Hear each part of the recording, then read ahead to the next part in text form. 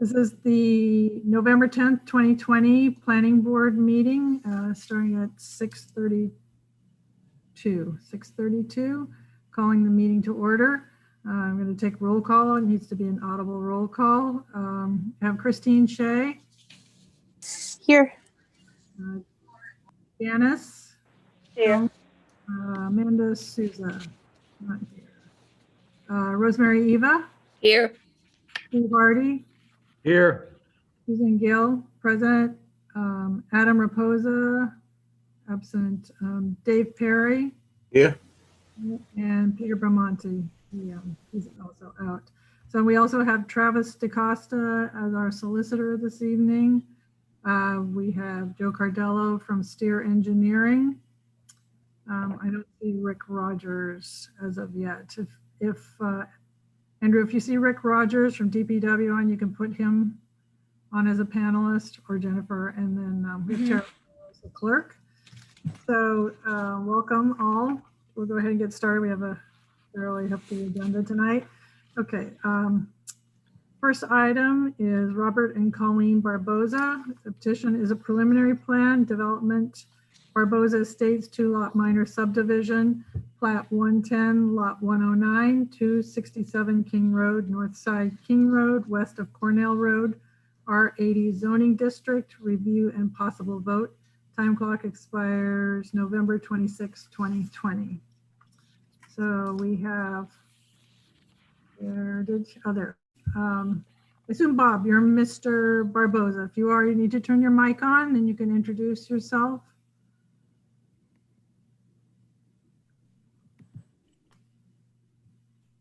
He's got his hand raised, but I don't know what that means. Can you unmute your microphone?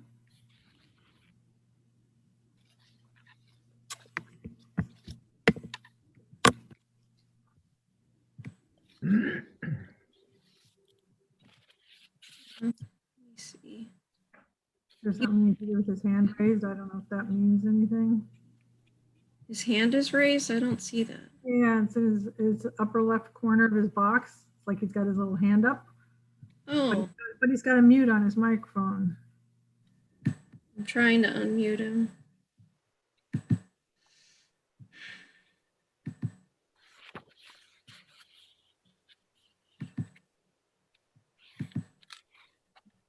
don't know if he's on a computer, or on the phone, or how he's. Ah, there he goes. Oh, this is Bob Lance from Bill Sales. Oh, okay. Okay. Sorry. Yeah, we're not ready. All right. Then I don't see Bob Barbosa here. He knows he's supposed to be here, right? Mm-hmm. Okay. Then we will move on to, I don't see the engineer. Is the engineer here? from SciTech, I don't know. What's his name? His engineer was. From SciTech. We could simply take the vote to take the agenda out of order and move up number 2 to number 1 while we're waiting for the Barbozas and their engineer to join. Well, we'll do Would that. you like that, Susan? Yeah. Is there somebody here from Advantage Storage? Was somebody coming tonight, Jennifer? Whoa. Anthony Miller. I don't know who this is. Oh, yeah, Tony Miller. Yeah, he's. Oh, yes. Oh, yes. Okay. Yes. It's for Advantage Storage. Okay. Yeah, there's a bunch of people here. So McPhee is here. Molly Titus. Oops. Okay, well, what we're going to go ahead and do then is move on, take item number 2 next, if we don't have Mr. Barboza here. So the next item is Southern Rhode Island Properties Incorporated Advantage Development Group LLC. Susan, I think we need a motion to take the agenda out of order. Oh, Bob Barbosa just came in. Oh, he did. Okay. Yeah. All right. Remote panelist. Oh, there he is. All right. There we got, sorry, Advantage Storage, you got your hopes up. Yeah, I'm still here. We're Yeah. here. Okay. Okay. All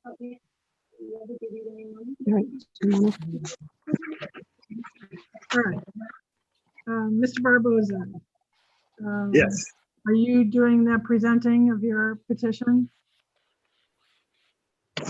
I am going to try. Okay. All right. So just introduce yourself for the record and go ahead. My name is Robert Barboza, 67 King Road, and I'm here regarding Barboza Estates. Okay. All right. Do you want to explain, because there's new members on the board, explain to them what you want to do? Okay, we've been to the planning board.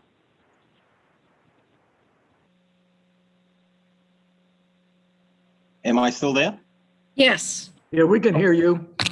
Okay, so I've been to the planning board several times, probably a little bit more than that, and we've come to an agreement that I was supposed to go to DEM to get okay from the wetlands. I had to go through zoning as well to get a boundary moved as well. And we ended up going back to DEM after we went to the zoning, and they had made some recommendations on the plan. And we're going back to get an okay on the plan with the recommendations that that DEM has made, hoping to get a final so we can try to get a building permit and get the finalized plan for the building permit.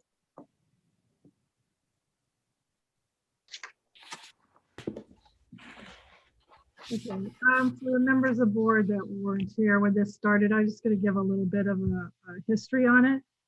This application first came for a 2-lot minor subdivision in July of 2018. It was heard before the planning board in July and in August. At the time, it was determined that the structure was in the buffer of the perimeter of the wetlands, and it also was situated in this side yard setback. So that's why it was determined. The planning board wasn't able to approve the petition at that time because of those issues. In November of 2017, from DEM, they got a verified wetlands report. And what else? In January of January 2020, we reviewed the plan again and sent an advisory opinion to the zoning board that we would recommend granting the relief for the side yard and front lot width setback if they would grant the relief. Now I'm getting confused. So the unusual part about this is usually you get the DEM approval as part of the process before it goes to zoning. But in this instance, DEM wanted the zoning approval before they were willing to review it for the necessary wetland relief. But it was heard by the zoning board and granted the relief needed in February of this year for the 10-foot side yard setback and the 95-foot lot width relief that was requested. So it did then go back to DEM. There were a number of revisions that needed to be made. You see on the plan, the stone wall, some plantings. There was additional stormwater controls. And then when was it? They did receive their insignificant alteration to the wetlands. And they also have received their OWTS permit in August of 2018. Sorry, I thought that was going to be a little less convoluted, but part of it is that Mr. Barboza has been to us for a total of 9 extensions. because of the hang up in getting through the zoning process and the DEM process for the revisions that needed to be done to the plan.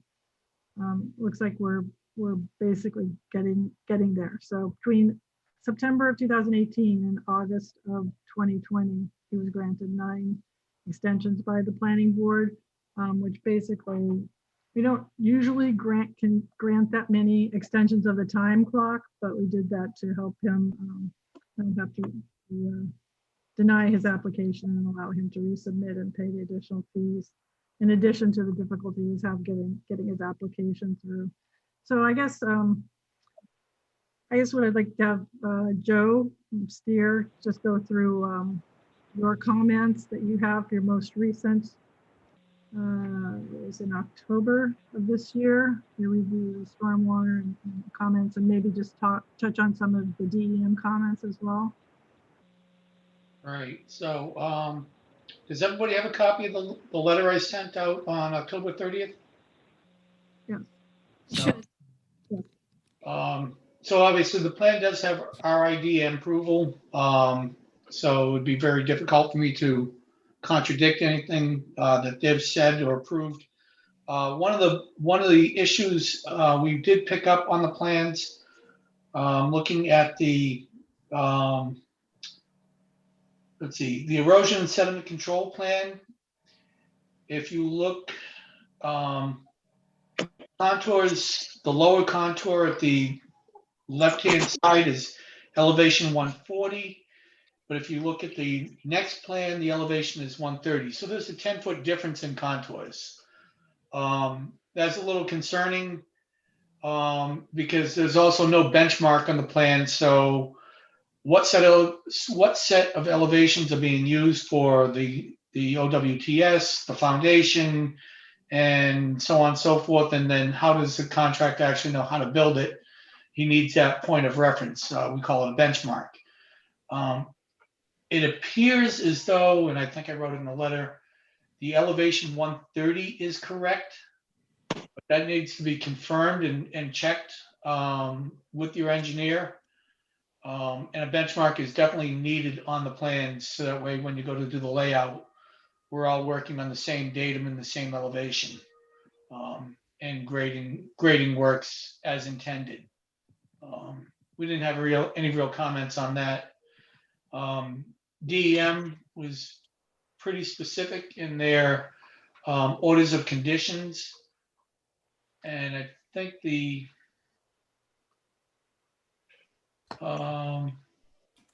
number 17 was the big one, requiring the gravel driveways are not considered pervious. We've been through this before with other projects with the board.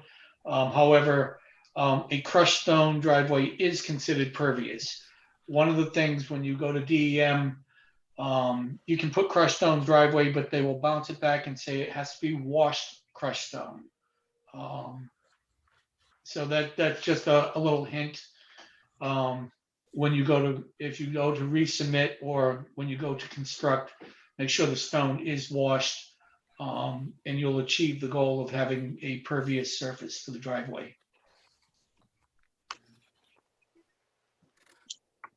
Can I just add something? Sure.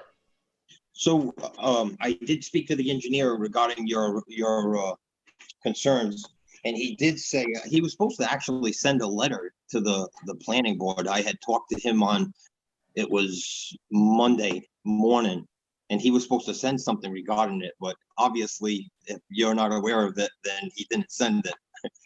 So I had given him the landuseri.gov email to send it to. But anyway, what he had said to me was the preliminary minor subdivision plan was the correct elevation. And I guess it was a copying error where the erosion sediment plan ended up with some kind of confusion or something. That's what he had said to me anyway. And regarding the benchmark, I had already made him aware of that, and he was setting the benchmark when they came out to mock the boundary on the property for the elevations. Okay. Yeah, I think that's what we had concluded. It was the preliminary plan contours. If you look at the contours relative to the top of footing elevation and the proposed grading, they all seem to jive with the contours shown on that plan. So that was our assumption, but as long as that Just benchmark an is set. assumption. So. Yep. I was surprised DEM didn't pick it up. Yeah, and I hadn't noticed it myself, and I was looking for a benchmark as well, just so I knew where the elevation of the foundation was going to be, and I had to call them about it myself. So hope we'll have it straightened out for the plan to go to the building inspector. Okay. We'll need that on the plan before you go to the building inspector. So, does anybody else, a member, have questions? Yes, Mr. Barboza said at the beginning that he was going back. Did he mean to DEM? No, I'm going back to my engineer. He's Okay. gonna straighten things out. Thank you. Yeah, I should be all set with DEM at this point, except for the inspections. Right. Their order of conditions is pretty clear.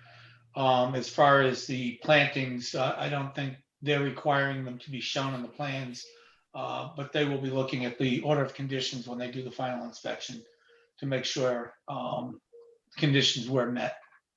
Yes. Joe, does DEM come out and do these inspections, like of the wall and the plantings and all that? And this one formal application, correct? Yeah, I have to. No, I have to. it says insignificant, so I would imagine they will. We need to verify who's gonna do the final inspections, but we could postpone that, so clarify that for the final plan. Any other members have questions or comments? I didn't receive in my packet a copy of the zoning board decision. It's in the file, I presume. Yeah, I've seen it today. Okay. There are a couple comments on the notes on the plan, Mr. Barboza. Did you have a copy of the plan in front of you? I do. Okay, so item number 3 has owner or agents of the town of Seekonk. It needs to be corrected. I'm sorry, what was that? What was it? Item number 3 in the erosion sediment control, the notes on the right-hand side. It says the town of Seekonk, we're not in the town of Seekonk. I'm not sure what that was about. Well, it just needs to be corrected. We're in the town of Tiverton. So you're. Yeah. Okay. Down at number 11. This is a clarification. This is going to look. It says the contractor shall secure the services of a soil scientist or professional engineer who shall verify that the plans are properly installed. And that's really how we do it. Rather than contractor, it would be the town, but also then the second to last line also it talks about weekly in the town conservation commission will do inspections. So that needs to be deleted. The conservation commission doesn't go out and do inspections. And that's why I was asking who is going to be doing inspections of like the erosion control measures and the wall and all that, because here in note 11 it says the contractors shall secure it, and usually it's on behalf of the town that the town directs the consultant engineer to do those inspections, follow up on inspections. So I'm not sure how we need to clarify that item, but I didn't want to leave it as it is. Okay, so clarify number 11 on inspections. Yeah, so Susan, if I can just add, I would go through all the notes because these look like standard notes for a Mascot or Massachusetts project. They parallel the standard notes for Rhode Island projects, but obviously Massachusetts has a conservation commission that does go out. Rhode Island does not. So I would revisit all the notes to make sure they are consistent with the standard notes for a Rhode Island project. Well, who's gonna do that? Are you gonna look at it and let the engineer know? Myself, You're gonna let your engineer? I'll let my engineer know that that has to be changed to Rhode Island standards, not Massachusetts. Okay, that's why he had the town of Seafront in there. If I recall, this has been one of the poorest plans that we have seen. We brought a lot of these items out before, and Joe's absolutely correct. But poor Mr. Barboza is paying for this SciTech's plans in their errors. And it shouldn't be on the onus of the planning board. And unfortunately, that's why I'm representing myself, because to spend any more money on him, It's horrible. It is, it's very horrible.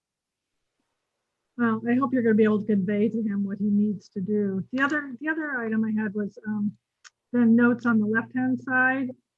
I'm not sure, I know we talked about it before, but it doesn't seem to really apply anymore. It's the land use easement shown here on is to be used exclusively for farming and a farm-related activity.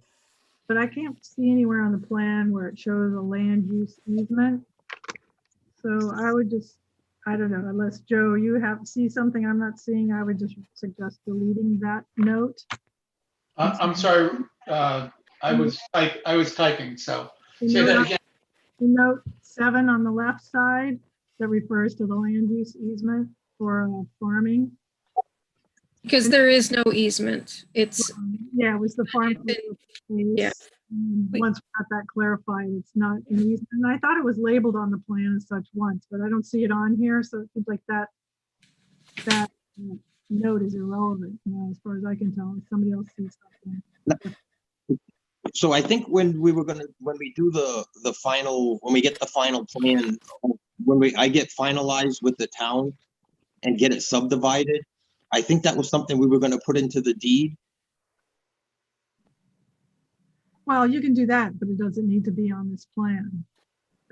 It needs to be on the plan. No, it doesn't, she said. Oh, it doesn't need to be on the No, plan. but it should be in the deed, because there's no reference to it anywhere on this plan. It's not labeled anywhere. It's not referenced anywhere here. So I think it's just kind of makes it a little more.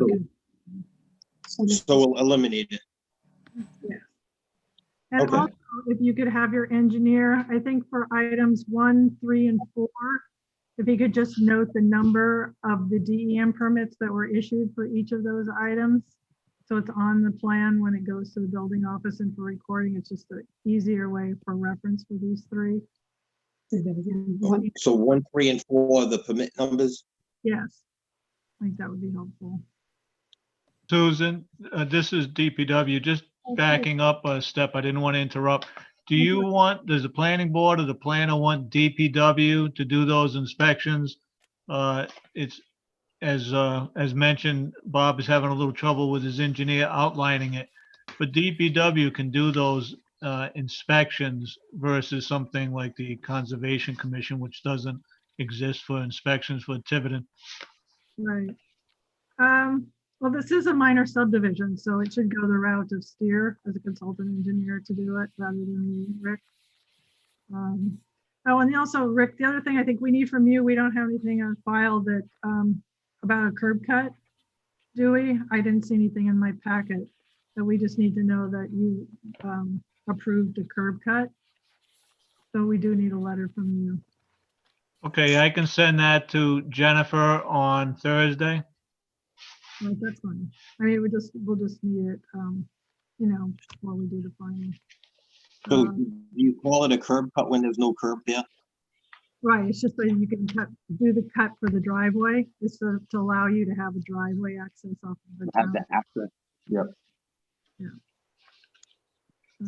Commonly called a curb cut, but it's really a physical alteration permit by RIDOT name. I think the town uses the same. Right, well, is this, the King well, it's Road on a is a state or a town road, right? town road. Town road. Right. Usually we call it, yeah, physical alteration permit for DOT and a curb cut for the town roads. I mean, it's all semantics, but. We need a curb cut.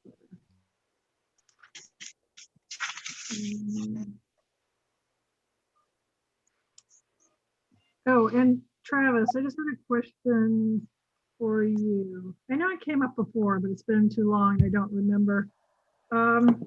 Where the driveway that goes to the back lot, I know they had an utility and access easement agreement for lot 1.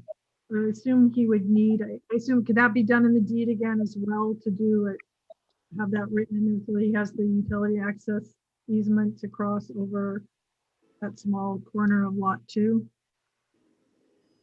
To get to the road, you're talking about the right of way question that we spoke about a couple meetings back. And if you've ever spoken about it. Do you see where the driveway is that goes to lot 1? I don't have the exact map in front of me. It's in I'm trying another to lot, find it in right? my packet. Correct. It's on somebody else's lot. It's an easement. Right, it starts Yeah, at some if top of the lot and it cuts through that little bottom section and then it keeps on going back to lot 1 and that's how he accesses lot 1. So I think there's Mr. Roberts is correct, you have an access easement to get to lot 1. I just want to cover the bases to know that if he also needs a utility access easement attached to the deed of lot 2, something just to cover him for any future, somebody in the future. And wasn't that created? I'm looking close to the plan. There's a dashed line that's dimensioned. I thought that was the access easement or some type of easement for the road. It has existing 10-foot wide driveway that cuts through that bottom corner. I know what she means. She means that he probably has an easement that goes over that property, lot 110. But he will need another easement because it cuts over into the new lot 2. So Right. lot 2 is ever sold off, you want an easement so you can get on, For lot 1. right? Yeah. Yeah.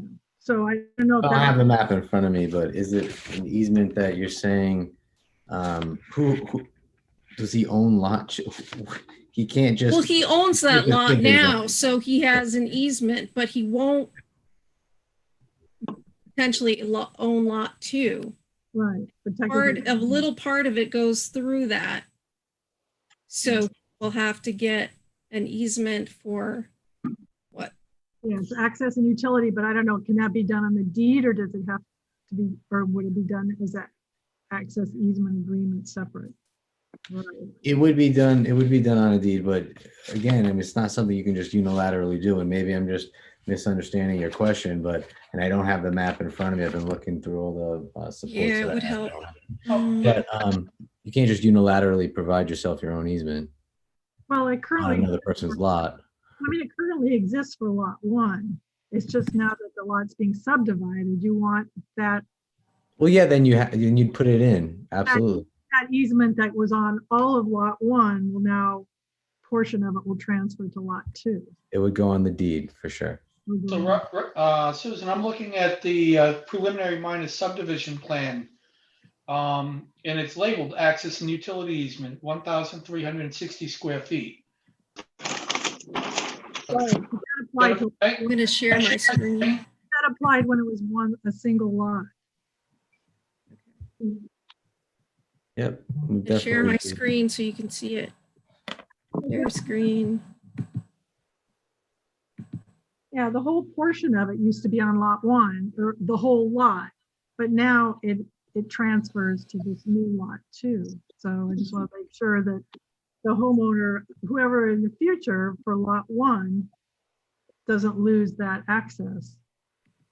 Is that clear to everyone? I'm showing if you see the existing 10-foot driveway goes over into his house on lot 1, and then you see that it kind of bumps over from this lot to lot 2. Little bottom divot where you can see it. I just want to make sure that's covered. If it's covered, if it's done in the deed, I just want Mr. Barboza then to understand, to make sure that when he records his new deed, that he gets that in there, that it transfers from lot. I guess, I don't know if you do say that it transfers, you know, lot Yes, one it to would. lot two. That's how the transfer would go. It would. So it would- right now I have a deeded right away through that existing driveway from my brother-in-law. And so I understand what you're saying. So if I do sell lot one, I need that right away where the driveway overlaps lot two, Right. the new plan. Yeah. Basically, you just want, because it's gonna be a different, in the future, or even now, a different owner, lot one and lot two are different owners. I'm just trying to protect lot one's access to their house, because the Right. act that did attach to their deed will no longer attach to your deed, correct? Yep. Yeah, so, I guess, Mr. Barboza, when you do your deed, you just need to make sure that that's covered. I don't think that's something we need to do on our plan. I just want to make sure it doesn't get overlooked. Yep, I understand what you're. Yeah, Yeah. because it's an impact of future owner. I think it should be on the preliminary plan, on this plan. It carries. It does say access and utility easement. I think it normally is done on when he does the deeds. When he files the deeds for the new lots, that's when you. Needs reviewed by our solicitor to make sure that things are properly. Well, that means Done. then travel with the land, with ownership of the land, right, if it's on the deed.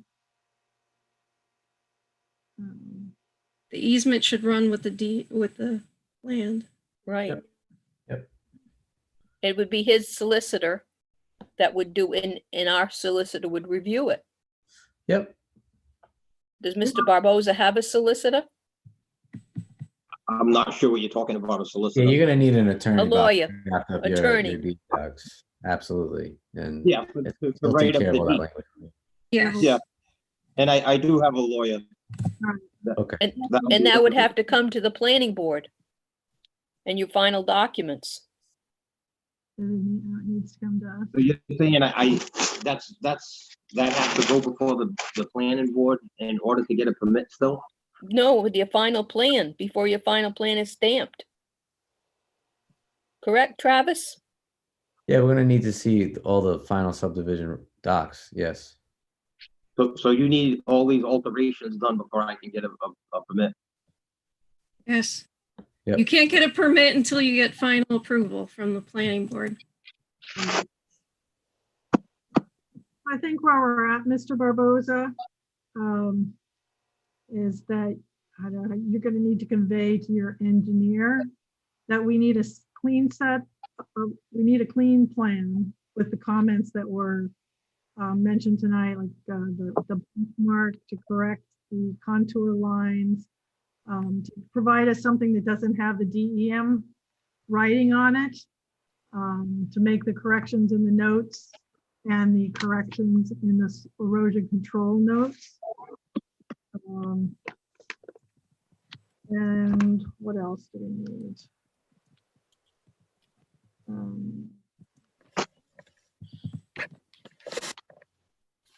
I think that was it. I mean, you've got all your permits from us that we need to do it, but we need clean set of plans with these other changes on it, because that's going to be what's going to get recorded. I don't know how the board would feel about to move this along, that Mr. Barboza, if you can get us a clean preliminary plan, you could also at the same time submit it as a final plan application. We've done this before. We could approve the preliminary plan and the final plan the same evening if all the items that we need are correct on the plan. And the final legal documents. Right, in the deed with the access easement. That would have to be the attorney also these plans. Okay. So Mr. Barboza would only have to come back to us one more time. If you can coordinate it all, that's difficult. Right. Engineer. And you're saying that in a single meeting, we could approve both the preliminary plan and the final plan, Right, well, if all the changes, provided that all of the corrections have been made. all the corrections are made that we're discussing here tonight, that the preliminary plan and the final plan should look the same. And in that way, you know, the preliminary plan, and we could approve that, and then we could go forward with approving the final plan, because that's a formality basically, but that's where you need to provide the deed to us, and have the solicitor, the lawyer review that before the meeting, make sure it reflects what it needs to reflect. And also, oh, and we would need the letter from DPW for the curb cut. I think that's the only thing we have. So you have a list of things that need to get fixed by the engineer, Mr. Barboza. Yes, so the preliminary plan, even though it's the final plan, do I still need two sets of plans? One that says final and one says preliminary? Because we have to approve this as the preliminary plan. Then you have to do a final plan application. You'll have the checklist, and then you'll have one that says final plan. And they both should have all the changes that we've discussed here tonight. So the two plans will actually look identical, but one of them you'll be stamping as final plan. Yeah, it seems, it's just a formality, but we have to follow those stages, Bob. Yeah, okay, I just wanted to know what I needed to make copies of, and Right. It's a matter of, I can work with you, Bob. And are you right with that, Jennifer? I think. Yeah. I have everything written down. Right, if you review the plans that I know you have them ready to go, that way you just have to have them come back one more time. Susan, I have a question, if it's of any assistance. Does Bob need to have, even though they're the same plan, does Bob need to have one plan say preliminary plan and one set of plans say final plan? Does he need the distinction on the two sets of plans? Because we have to approve both of them. We have to approve a preliminary plan, we have to approve a final plan. So they have to say that. So that's the only thing it would change in the title block. okay. Thank you. But yeah, when he brings the plans back to us, we don't want all the DEM information on that. It should be drawn, like the limit of disturbance should be done by him, how it needs to be. But I don't want all the DEM writing on there. That'll go to the building office for your DEM approval, but we don't do that. It should be a clean plan without that on the recorded plan. So in order to do this, your time clock expires the end of this month. We'll need to extend your time clock. Yes. So I don't know what sounds reasonable. To be safe, I don't know if you want to go to the end of January. And yeah, hopefully I would be able to get him to get it done quicker, but I have a hard time getting in touch with him. So Yeah, that's why I'm thinking maybe the 60 days is better. Otherwise, I mean, because our December meeting's only 3 weeks away, so that makes it pretty tight for you. But hopefully you'll be able to come back for the January meeting. now, if I got all my stuff in, a week prior to the December meeting, would that be a possibility? Well, I'd still have to get the lawyer too, so that probably wouldn't work. Yeah. Right, we'd like to be able to, if we can't wrap this up for you in one last meeting. Yeah. But we need to get all these things, on the plan that need to be on there. So I don't know if you want a requested extension to what? January, when would it be?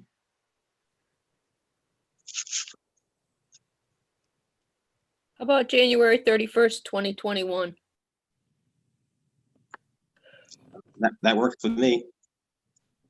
Can always, That's a good idea, because snow days could, well, I guess with Zoom meetings, we don't have to worry about snow days, but just give yourself a margin for. Oh, yeah, you have the holidays thrown in there too, so that really loses. Yeah. For Mr. everyone. Barros is acceptable. I'll make a motion that we extend it to January 31st, 2021. Second, Oh, sorry, Stu. go ahead, Dave. Dave seconded it. Oh, any other comments or questions? Everybody still following this? Okay. All right, so we have to do a roll call of the vote. So we're requesting extension to January 31st, 2021. Christine, Yes. Janice, Yes. Rosemary, Yes. Sue, Yes, Susan, yes, and Dave. Yes. Okay, right. Okay, all right, Mr. Barboza, if you have questions, contact Jennifer in the planning office, but good luck trying to get your engineer to get this information together and get an attorney to draft that deed up. And we'll get you finalized on that. I guess that's a yes, he muted himself. Okay. All right.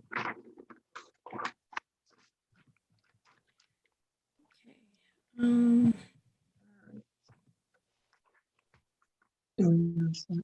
Are we all set or? yeah. I believe so. Oh, Mr. Barboza, you're back. Did you have any other final questions? I think I'm all set, and I appreciate the help of Jennifer. I know she'll help me out quite a bit. Yeah.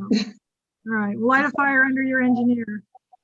Yeah. Well, we will never use them again, I can tell you that. Okay, hopefully we'll see you in the new year. All right, thank Okay. you so much. Thank you. Thank you. Bye. Bye-bye.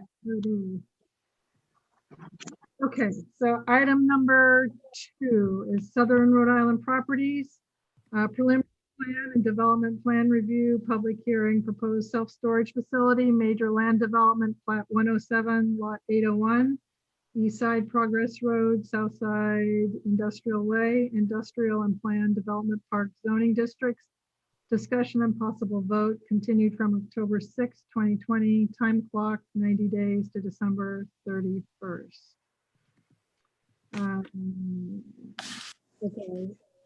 And who's here for Advantage Storage? If you introduce yourself. Yes, good evening, Madam Chair, members of the board. David Markland here on behalf of Southern Rhode Island Properties and Advantage Development Group. I also have with me Molly Titus from Dupree Engineering. I believe Tony Miller is also available, and our architect, who have all testified at previous hearings.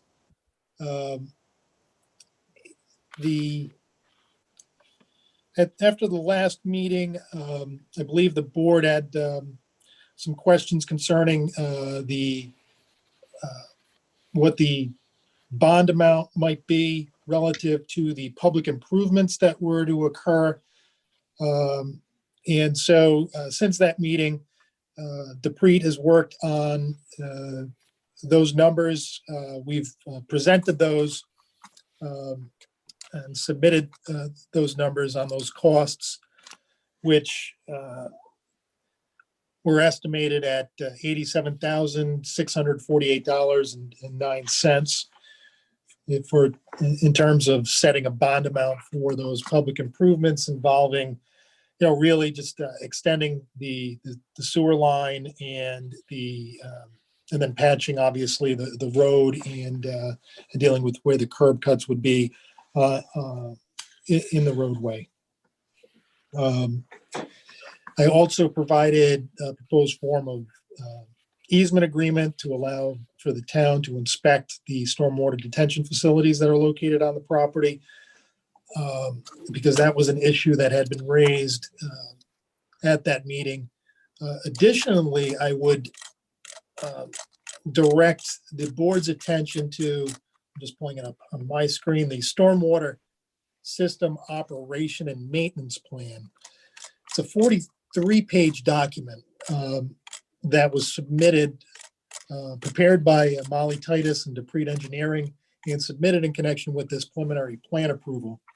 Was also reviewed and approved by the Rhode Island Department of Environmental Management for purposes of the permits issued by DEM.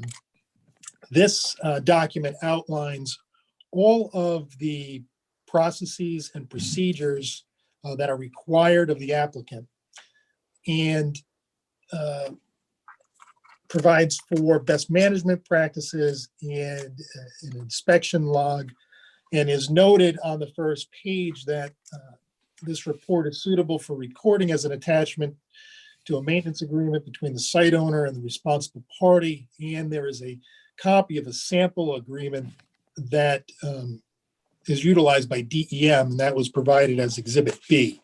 So I think that provides you with a fulsome set of directives for the property owner and any subsequent owner as to what is required, and is very detailed. I wasn't sure if the board had any further questions concerning those particular items. And if so, I would ask that Molly answer those. Oh, yeah. Actually, so this is a continuation of the public hearing. So my comments on this is that at the last meeting, we asked for 3 items. We asked for the surety to review, and I don't see anything from Steer yet that they have reviewed it. We asked for the stormwater operation and maintenance plan, which you provided that book. Usually it's like a 3 or 4 page document, I believe. I don't know. Rick Rogers could provide you samples, but we usually don't record like 40 pages. It's a smaller one. And we also asked for a landscape maintenance plan. And the other item was just even though Ms. Cardella mentioned it, the DEM plan from March 10th. We asked for those items, and we felt like that the plan was ready to go, but we wanted the legal documents as a part of the preliminary plan to review it, and we have not received those items. So, actually, the DEM plan was accessed during that hearing on through the DEM website. Right. I wanted yes. one for the file. I mean, that was just it was just a formality, but I asked for one for the file. The easement agreement for stormwater. I don't know, Jennifer, did you receive that? I haven't heard. That's the first I've heard about an easement. You have an easement agreement for stormwater? Yeah, there is an easement agreement. You received He did one? send it. He did send it. Has it been reviewed by the solicitor? It was, I talked to Mike about it. Dave Martland, you had given it to Mike. I remember talking to Mike about it, and I haven't heard anything. Do you know, Travis? I talked to him on whatever day we talked, Thursday or Friday. Mike had mentioned that he got it from Dave, but he didn't give specifics on his thoughts on it, and I haven't received it or reviewed it. Usually we let DPW review it also, as well as the solicitor. So we basically frustrated because we asked. We finished our physical review of your project, and we feel like we're ready to go on that. But the requirements are for the legal documents, and we don't have those. So I'm not willing. Well, that's not true. Yes, that's true. No, I listen. Well, the solicitor has not reviewed the easement agreement and referred it back to the planning board, so we know it's okay. We haven't seen a landscape maintenance plan, and Steer has not yet given us a report on the review on the surety that we can approve. So we can't approve any of those things. Okay. I'm sorry, but that's. Susan, if I could just interject on the surety, we did receive a copy of it. I believe it was on Tuesday. I was off the end of last week. I spoke to Jennifer that I would be able to give at least a verbal report on it, which I am prepared to do if you want that now. I didn't have time to get an actual report out to you. but I have reviewed it. And the numbers they have are reasonable and consistent. I would just have one comment. They show a 10% E&C. E&C is something the Rhode Island Department of Transportation uses. It's monies they put aside for their inspectors and their engineering teams. So that should really be a contingency. And I would say a 15% contingency. If you use 15%, you really get a total of just over $91,632. I'd be comfortable with anyways between $90,000 and $95,000 for a surety. Would cover everything. So it's consistent with their 87,000 that they had proposed. Wasn't clear with the contingencies that you're talking about. So they put aside 10,000 for them to inspect. Are you saying an extra 5 should be for us to inspect? No, none of this is for inspections. A contingency on an estimate like this is for the cost of doing the work. If they go out there and they start excavating to put in the sewer line, and they hit an obstruction, a boulder, and contractor has to go out and jackhammer a rock out of the way, it's obviously he's going to charge more to do it. And if the town is doing it after calling it a bond, you want to make sure you have enough money to do that extra work. Contingencies, things you just don't see. Okay.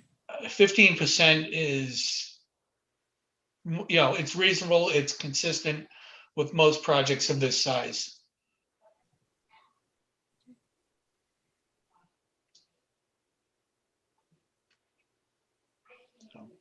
Call it a slush fund if you want. It's just putting enough money in the kitty to pay a contractor for any unforeseen, issues.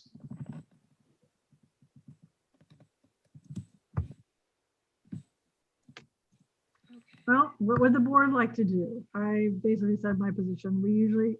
Normally our procedure is to have the documents in hand that have been reviewed by the solicitor, and we've seen them.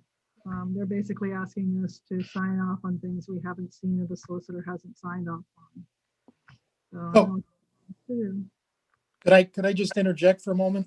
I mean, this is a preliminary plan approval. And certainly all the final plan documents could be dealt with at final plan review. I have submitted the proposed maintenance agreement. I submitted that a little over 2 weeks ago, along with the cost estimate. The which maintenance? The stormwater excuse me? Sorry, which maintenance agreement?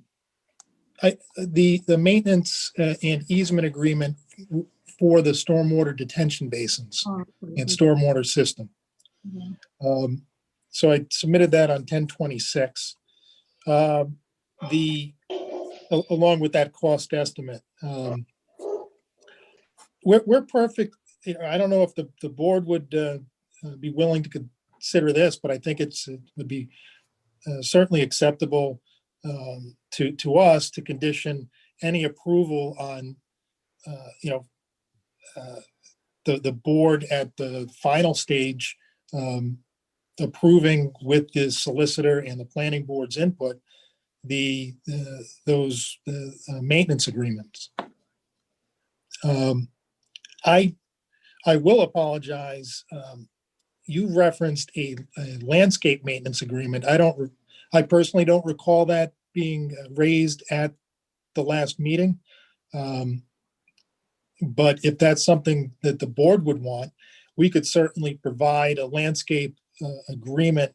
What I would think is that the agreement would simply indicate that we would maintain the landscaping pursuant to the approved plans and replant as necessary if there were any issues associated with those trees and shrubs on the plan. I assume when you're talking about the maintenance agreement, you're talking about the trees and shrubbery on my client's property, because and then we're going to discuss, hopefully in the future, the public property that's sort of off the table at this point while we work through the process. And maybe I completely missed that at the last hearing about a maintenance plan for the private property. I apologize for that. Otherwise, I would have provided you something a couple of weeks ago along with the stormwater management plan. But I certainly would request that you consider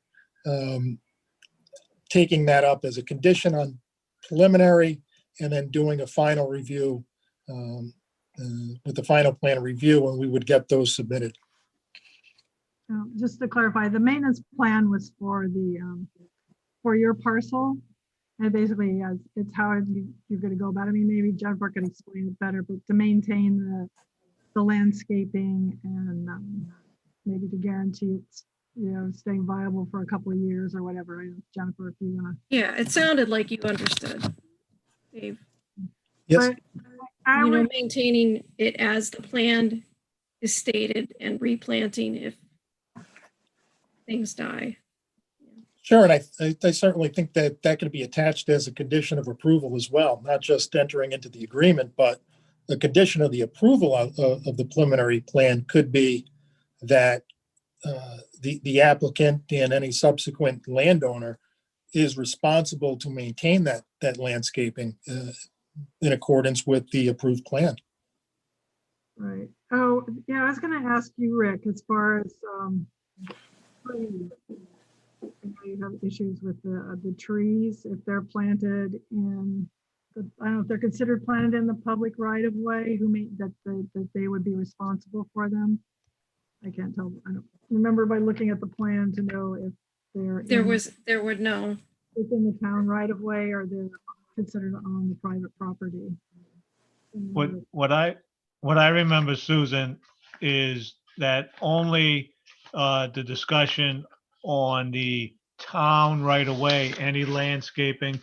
I believe Joseph and Tony, when we met out there, DPW's point was simply that if landscaping is installed, planted on the town portion of the right of way, then that would be maintained by the owner, or if it didn't want to be maintained any longer, it would simply, be removed, and the ultimate result would be DPW really only wants to maintain grass.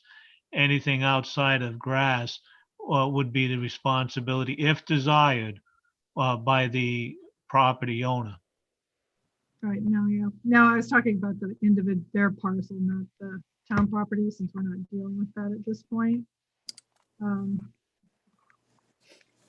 I would make the same offer to you that I made to the last gentleman to make things a little smoother, a little happier. Is we meet again on December 1st. If you can get those documents to the solicitor and DPW, get them reviewed, get it coordinated with Jennifer, get them reviewed, have Steer write us a report for the surety, so we have all our ducks in a row. You can also draft submit the final plan, and we could do the final plan that night also, because you'll have everything you need. We could approve the preliminary plan. That I would feel more comfortable. I'd rather approve the preliminary plan once we have those things in hand, and then also go ahead and approve the final plan the same night, because that's really just formality. You'll have everything for the preliminary plan. You think you can draft it? I think that's 3 weeks away.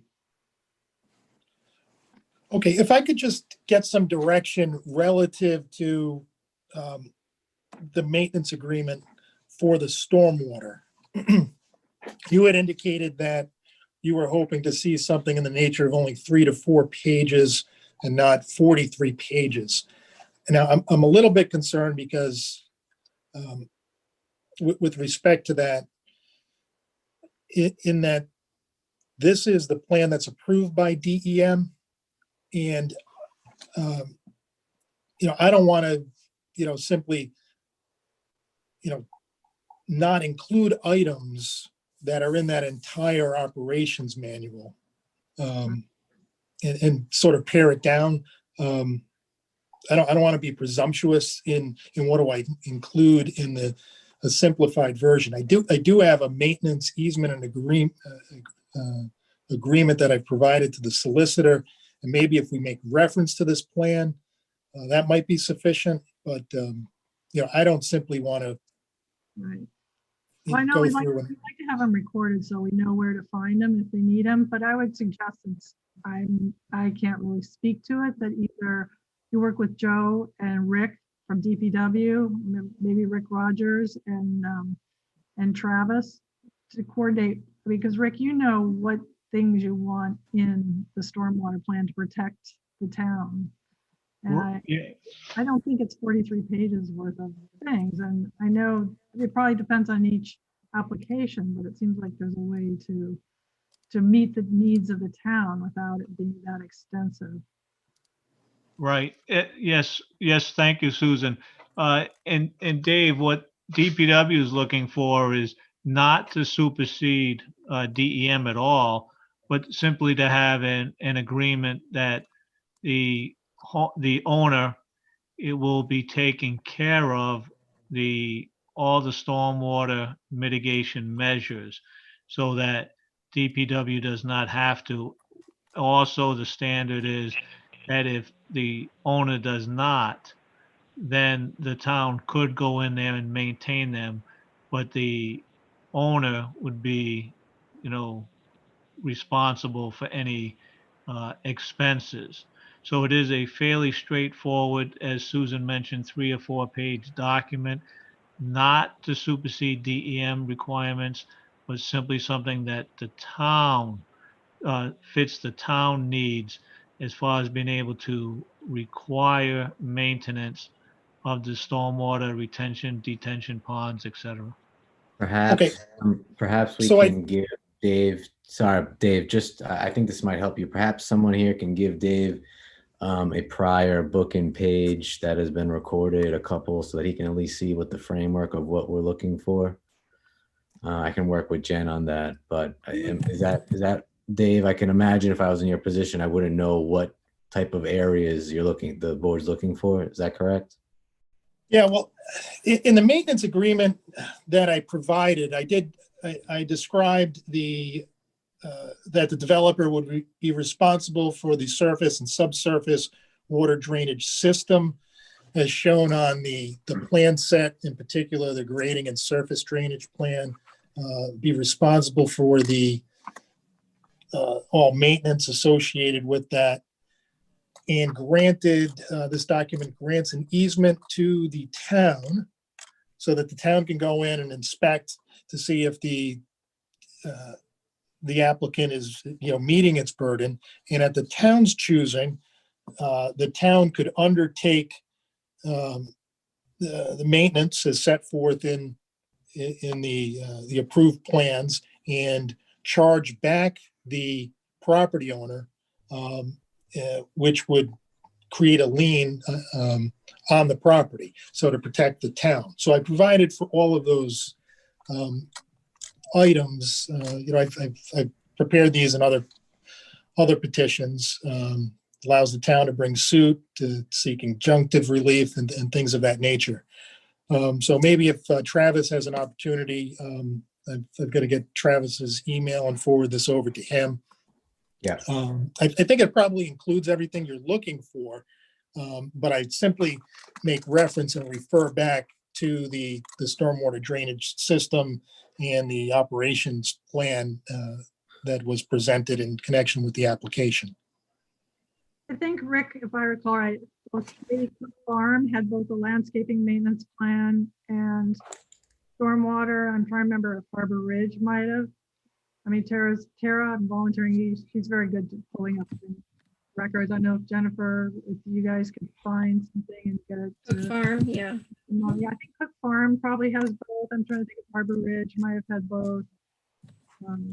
Yeah, I mean, something just for him to kind of work off of would Yeah, probably get us there quicker. I thought they had even worked up kind of basic prototype to use, and that could speed up the process for you. But I would feel more comfortable doing that rather than trying to. I just don't like to piece things together. If the board is willing to do that, to continue this to December 1st, and as long as you submit those documents, you can also within, I don't know, Jennifer, give them a deadline, to have a final plan in, which would be basically the same thing. And once the documents have been reviewed, then we could do both the final plan and set the surety and the documents at the December 1st meeting. Does that make it go down easier? Are you talking? So by next week, but that means Travis, you'll have to look, or Mike will have to look over those documents. Yeah, I'm texting Mike right now. He's briefly looked at it. I will speak tomorrow about it. Dave, I'll get a copy from Mike, but so to be clear on what Dave needs to have, it's within 1 week, Susan, is that what you're saying? Is it within 1 week he needs the landscaping maintenance, final write-off from us and Rick on stormwater, and then we'll do the surety in December? Is that what's going on? Right, with the final plan. Yeah. Right. Yeah, if we have, Okay. if we have those, I think those are the 3 documents. Stormwater operation maintenance, landscape maintenance, and the surety, so that we can vote on that with the letter from Steer. I think we have everything we need. You could submit your final plan, and that gives Jennifer time to review it, certify it, and we could do both at the next meeting. I'll have a letter for the surety by the end of the week. Okay. Dave, is that possible? Are you looking for me to submit a form of surety agreement or simply the cost estimate updated? Well, we approve it, and then before you record, I don't know, are you going to do cash, or if you have to do a bond, that needs to be looked at? Yeah, so I thought we were just going to be setting the bond amount, and then we would work with obviously the town treasurer to provide the appropriate security associated with the bond. Well, we have to vote on what the form is going to be, if it's going to be a cash or bond. Normally, I thought we looked at the bond also to approve the bond if we don't need to. I mean, Travis, I don't know. Yeah, I'll take a look at it. I mean, we usually do. I mean, We don't ask for it to be formalized, the money put down until recording, but we have to vote on it.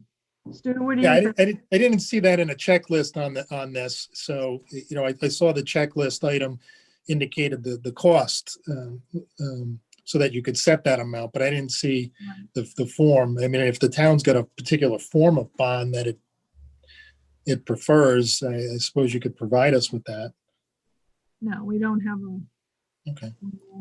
I've got ones I've done in other situations.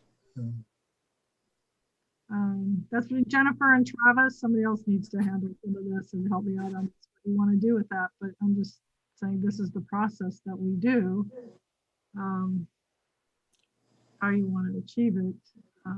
What do you want him to have at the next meeting? Do you want him to have a bond that's been looked at and that we accept?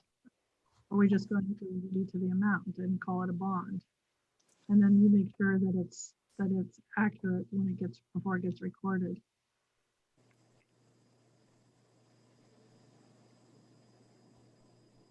So you usually vote on the wording of the bond. I mean, you do. I'm trying to think about it. Normally on bonds, we don't. I know I'm thinking with the decommissioning bond we did. I think that was.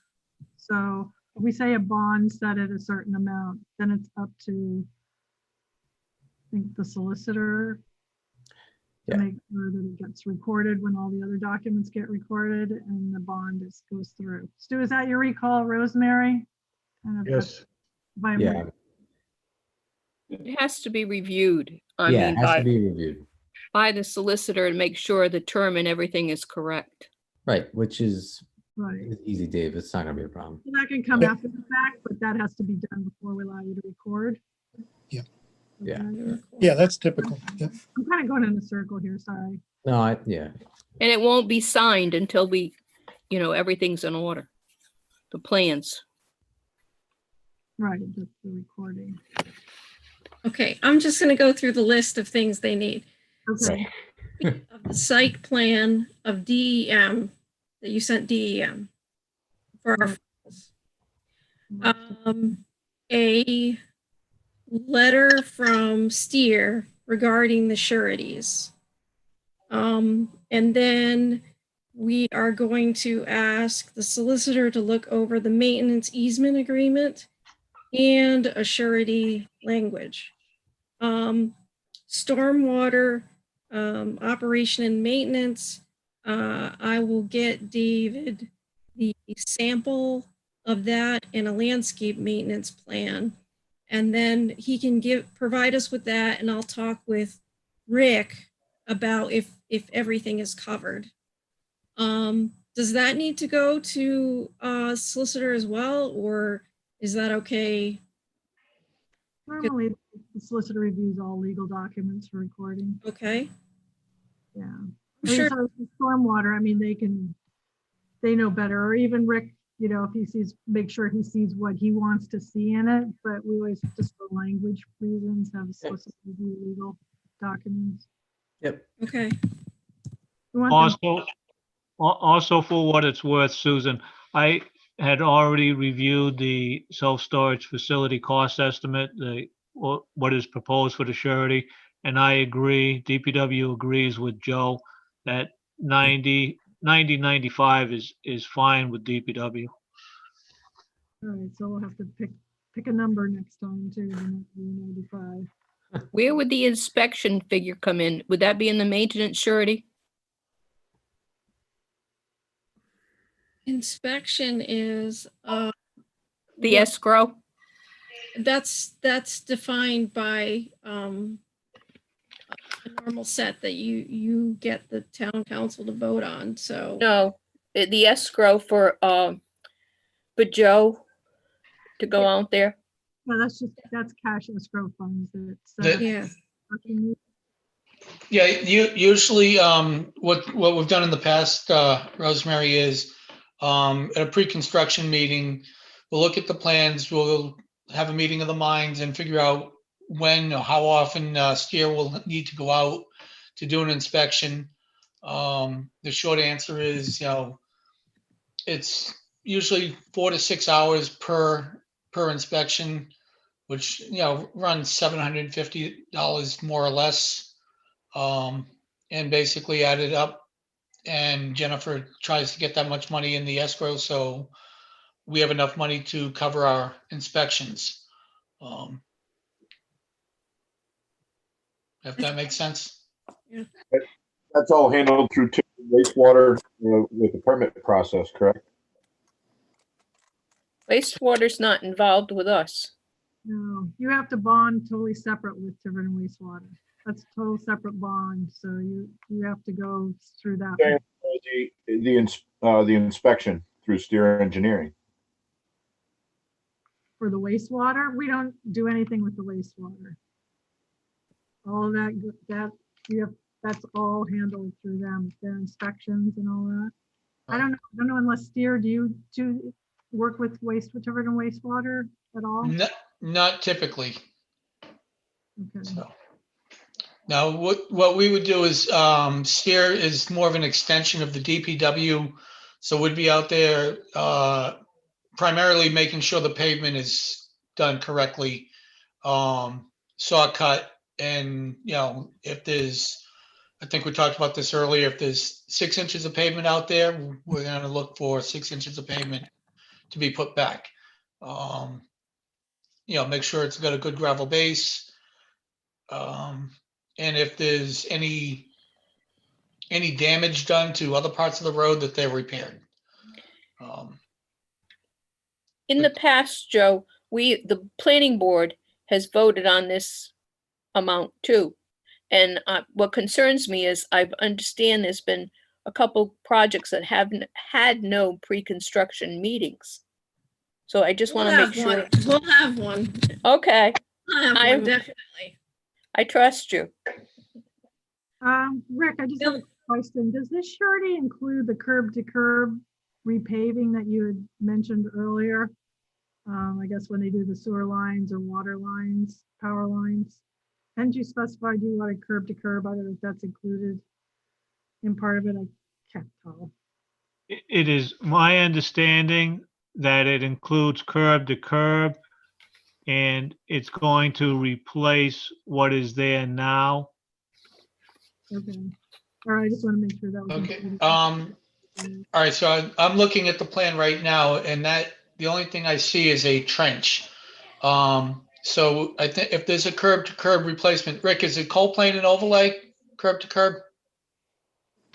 It can be, doesn't have to be curb to curb in the non-surface course area of Progress Road.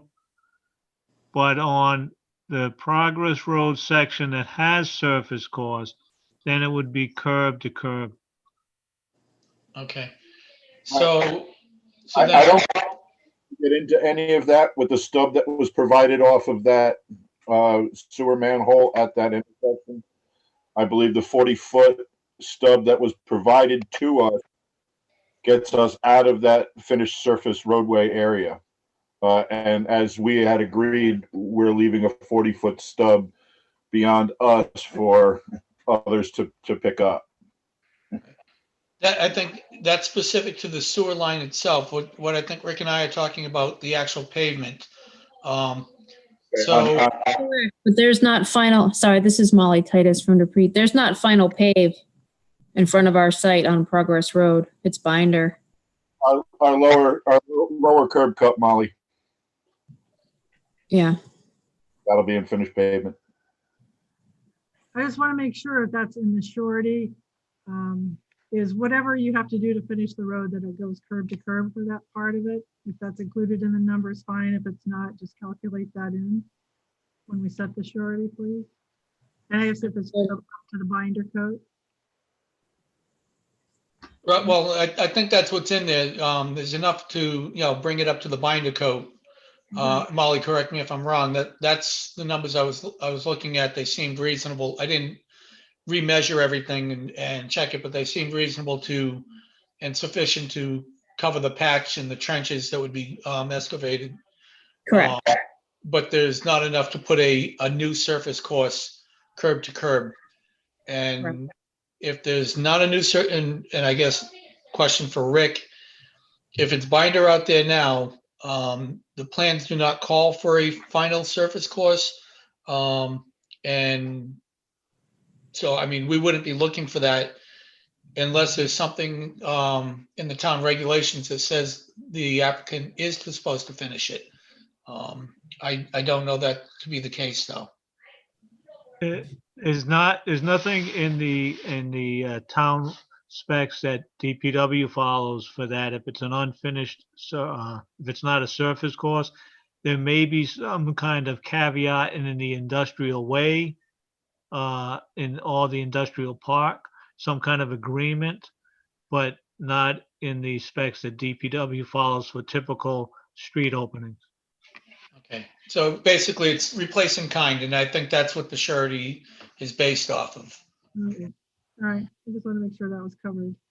Okay, oh, and Jennifer, just because this is a public hearing, is there anybody out there from the public that has any questions? Yes, so if anyone is, please raise their hand in Zoom. I don't see anybody doing that.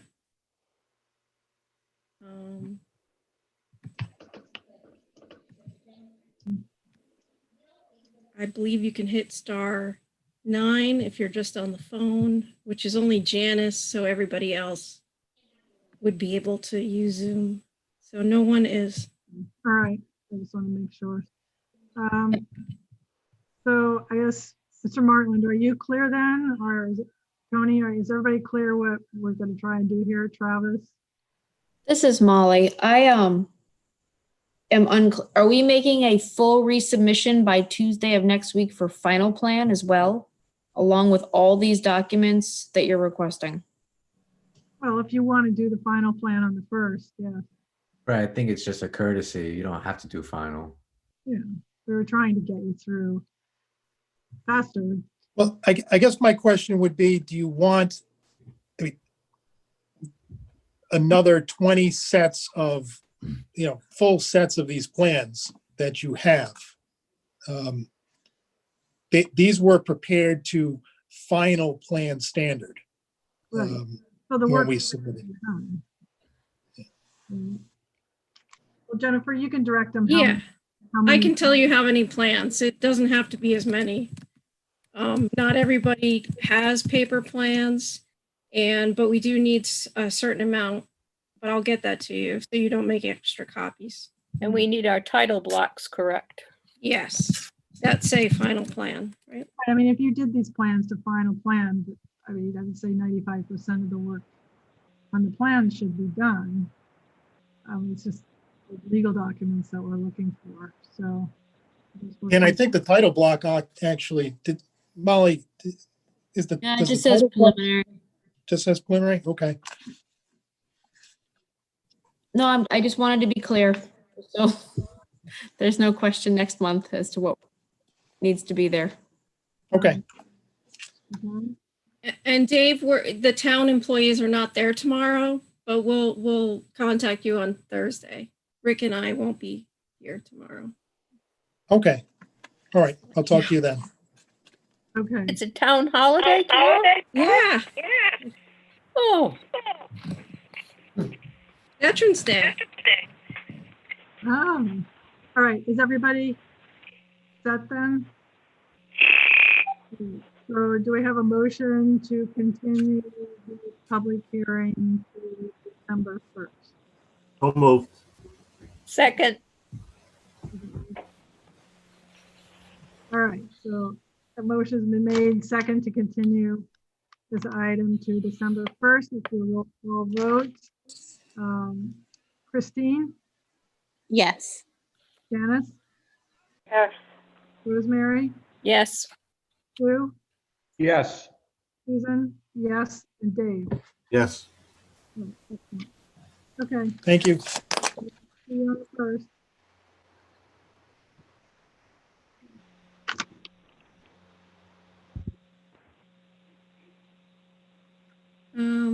Question for Jennifer. Is that Bob is he still on? That's not Bob Barbosa, that's another Bob. Probably. I don't know which Bob that is, but That's Bill Sales. Okay. Getting there. so Bill Smith is here, but I didn't get anything from him, but I'll promote him in case he wants to So say. item number 3 is, yeah, you can put them on. Tiverton Horizon Development Corporation Master Plan Public Informational Meeting, Lake Road Acres, 6-lot major rural subdivision, Plat 609, Lot 109, West Side Lake Road, west of Jacqueline Way, R80 and 9-foot pond watershed secondary overlay districts. Discussion and possible vote. Continuing from October 6, 2020, time clock of 90 days to December 31st, 2020. Continuing the public hearing. So, Bill Smith is here. Oh, Yes. um, Bill, did you Right. want to say something? Bill, did you want to Can you hear me? loud? Yes. Okay, great. Good evening. Uh, And Jennifer was correct. We had a site visit, as many of the board members recall. There was some discussion at that meeting that we had information on the horse farm that is being proposed there. And we were working on that.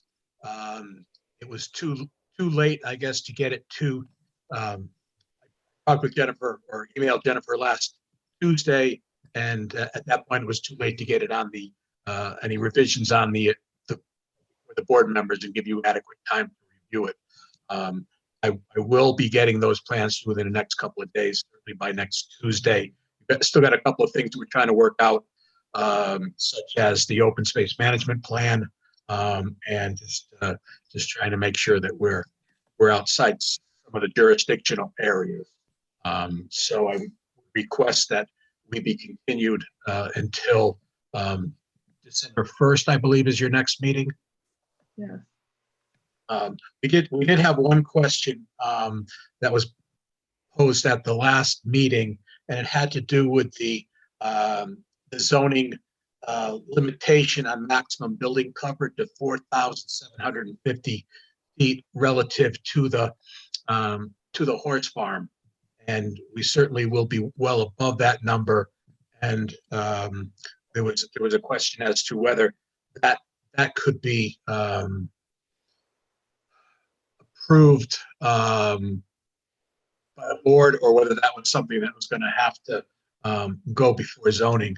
I believe that the attorney would have some ideas on that, and I think he was going to approach the town solicitor to talk to that. I don't know if there's been any discussion on that since that last meeting, but that's still one of the outstanding questions that we have as to how to get us to the finish line and do the project that we can have an agricultural use as part of the project.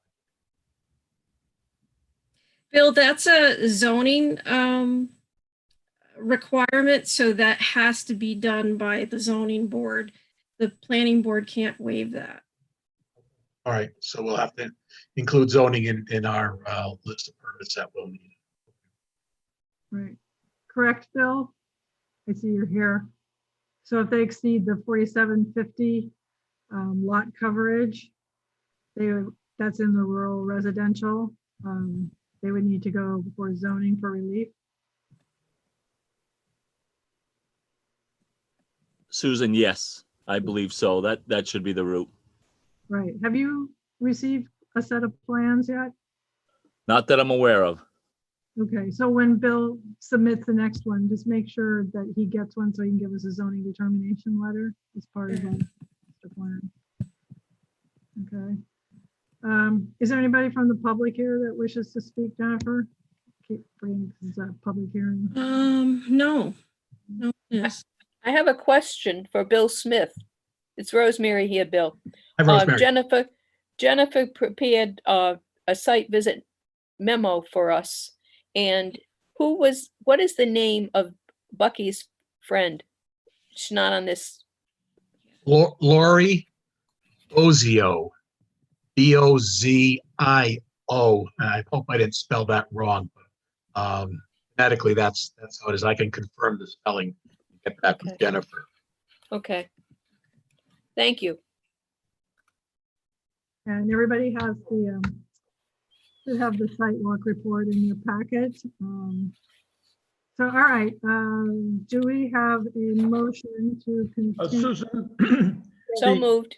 Before we, well, I can speak after the motion is made, but before voted on. Go ahead first, Sue. Okay, I just wanted to mention to Bill Smith that that the planning board will want to consider the issue of buried utilities as opposed to overhead electric poles and electric wires. And if the applicant wishes, we can take that up in a vote. I would point out, I did a little homework and I did find a reference to buried utilities in our subdivision regulations, and that's pretty much why we insist on buried utilities in all of our projects. It's not only because the electricity is more reliable if it's underground, but it's also an aesthetic concern.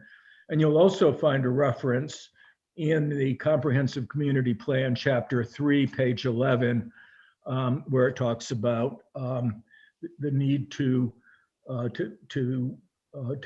maintain a nice appearance in certain rural sections of our town, and that would certainly apply. So that issue will come up.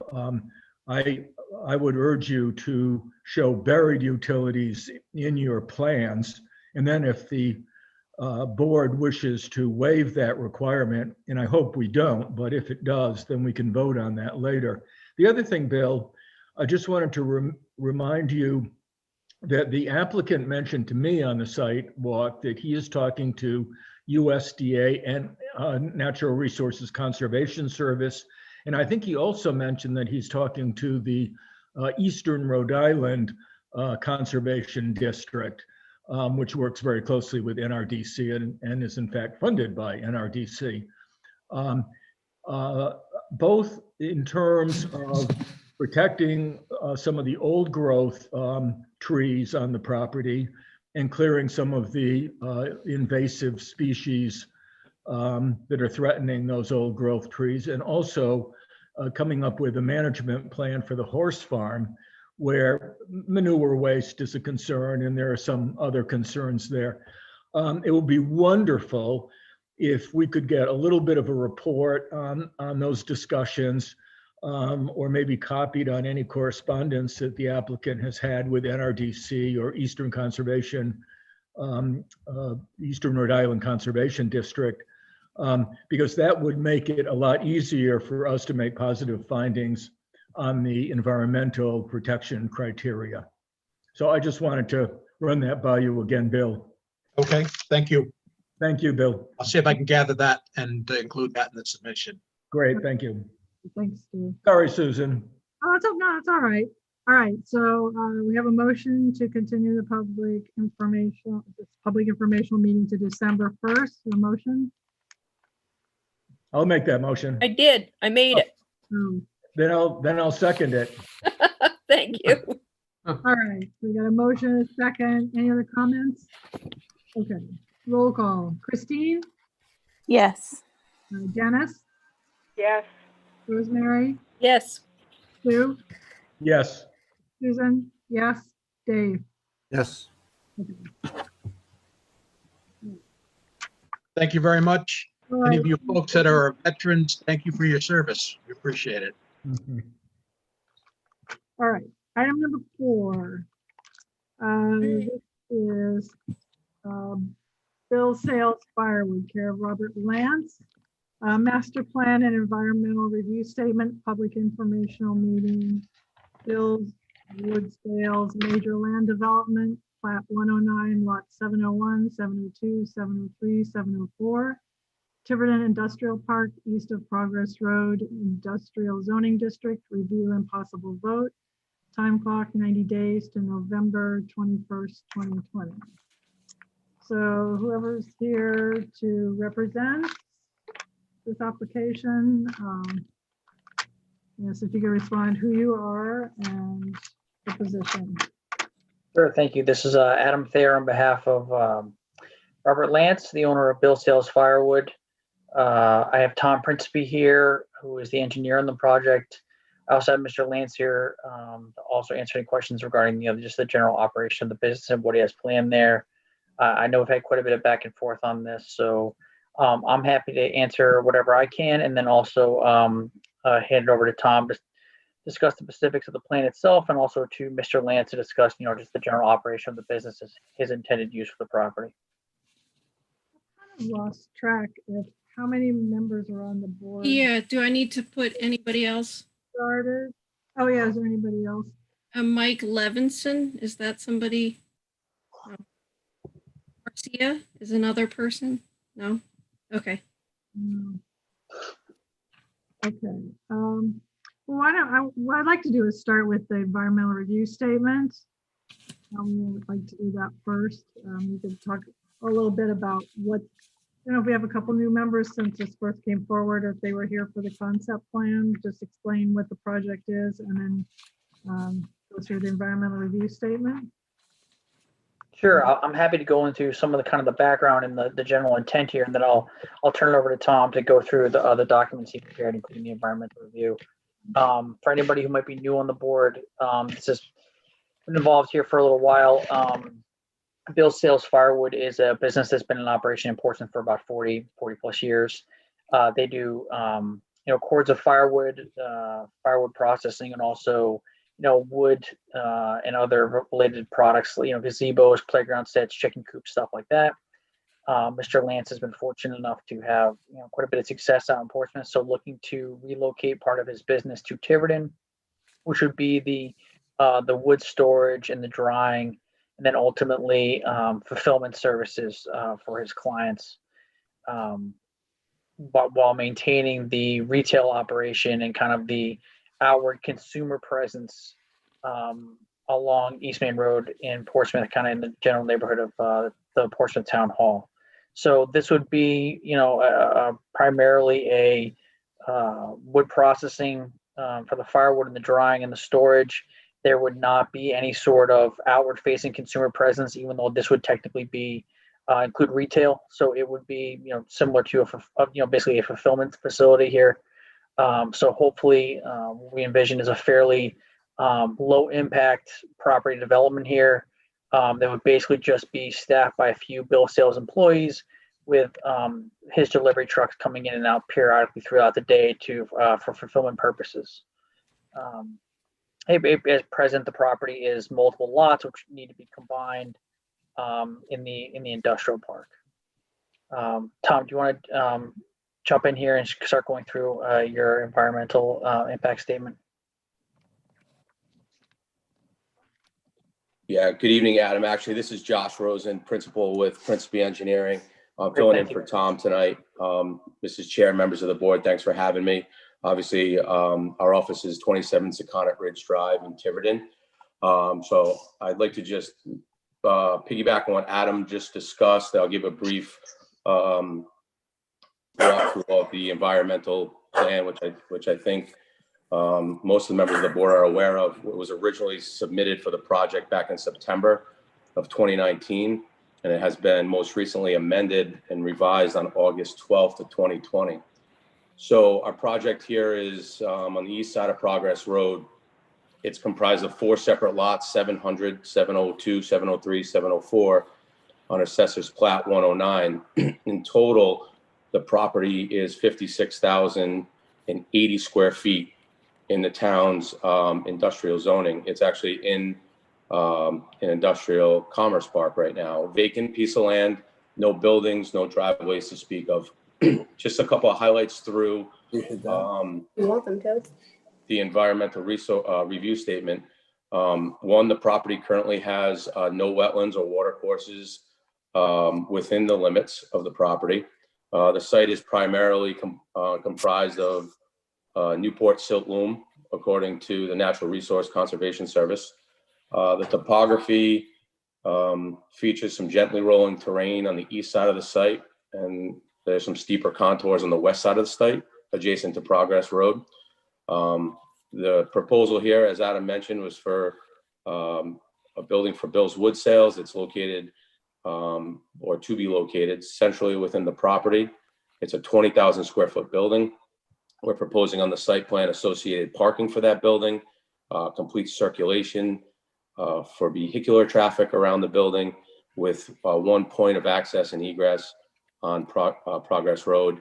Associated with the proposed development, we have obviously on-site grading for the building pad and the access points. We have a complete stormwater management plan at this point.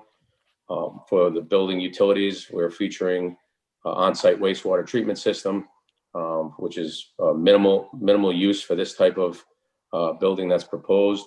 We have a proposed water service from the existing main in Progress Road, and obviously associated electrical for the building. The building would be serviced with propane for heat fuel.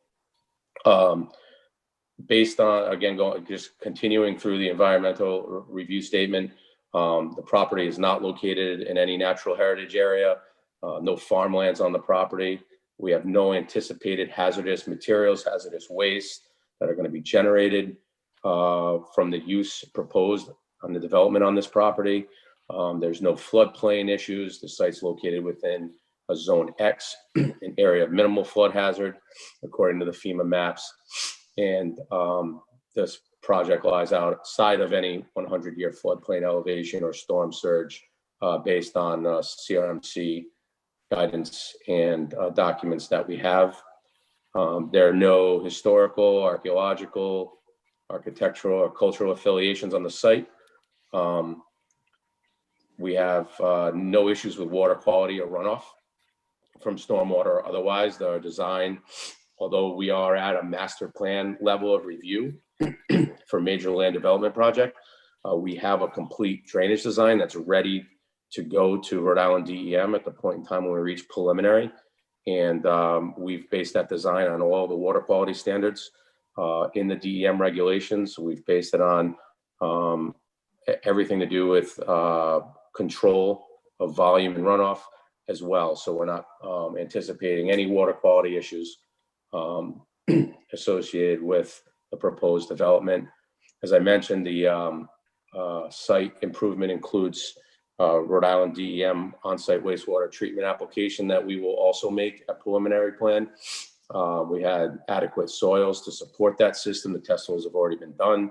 We're featuring an Elgin in-drain system for on-site wastewater leach field. So there are no issues with wastewater disposal on the site. So, in conclusion, based on the factors with the site and the quality and the location of where this particular development is proposed, we are anticipating no issues environmentally as a result of this development. Long and short, that's the nutshell of the environmental review statement and the conclusions. If I could pause, maybe if there are any questions on that review statement, I can answer those, and then maybe I can go into a little bit more detail on some of the proposed site elements that you see on your plan that was submitted. I have a quick question. Yes, sir. Joe Cardello. Joe, you raised some issues about the ERS, and I believe Tom Principe responded in writing to those comments. Are you more or less satisfied with the ERS as it now stands, the environmental review statement as it now stands? This document. Yeah, I'm looking at I have the ERS in responses to comments, and I had issued with my review letter on October 20th. I put a lot of check marks next to the comments, and I also had a lot of comments on the responses. Jennifer, did we receive anything after that? I don't recall seeing. I don't think so. I mean, I found some typos that need to be fixed that weren't, but yeah, I'm looking here under response number 5, the 10.12.20 revised ERS still references Appendix A, but does not include any plans. So a lot of these comments are not earth-shattering. So I guess the question is to you, to the engineer. Have you seen our review letter? And I sent a review letter with all the markups. It was easier than trying to bullet the comments that we had. Yeah, Joe. So we have been in receipt of your most recent review. I just, as you were speaking, I did another quick scan of the highlighted markups. I mean, basically, we wanted to have this meeting tonight and see where we stood with pertinent and specific revisions that are necessary at master plan. So obviously your comments came, number one, on the plans and application materials, but also that review statement. So we do have those. We felt like it would be best to provide a complete response when we address all the items at preliminary. I didn't see, and I don't see now, anything of significance with your comments, unless you disagree on the environmental review statement. There are possibly a couple of typographic errors that we can clean up. Site plans being attached are not an issue. And then I'm just scanning through your markups. There's a couple of things to do with a more detailed description of the project, but there's also ample amount of check marks here that lead me to believe that you're pretty satisfied with the way it's presented at this point. No, agree. On the ERS, I didn't have any, no showstoppers. Okay. Basically, I tried to put a check in the box and I just couldn't for, for some minor reason, I mean, something's referenced, but I couldn't find it. I mean, so Yeah. I don't see that as a big deal. We haven't gotten into the plan review yet. But again, those plan reviews, I think there's probably, when we get to that, there are going to be a couple comments that we might want to bring up, so we can get the board's position on some of my comments as well. So I'm sorry, Rosemary, go right ahead. I'm sorry. Mr. Rosen, are you a Yes, ma'am. Rhode Island professional engineer? I've never seen you before, so you're under Tom Principe on my screen, so you work. I am. I mean- I am a Rhode Island registered professional engineer. Yes. Okay, you're doing a good What's your- job. What's your first name? I'm sorry. Josh. Josh. I think we've spoken on the phone a couple of times, Jennifer. Nice to see you in person or on Zoom.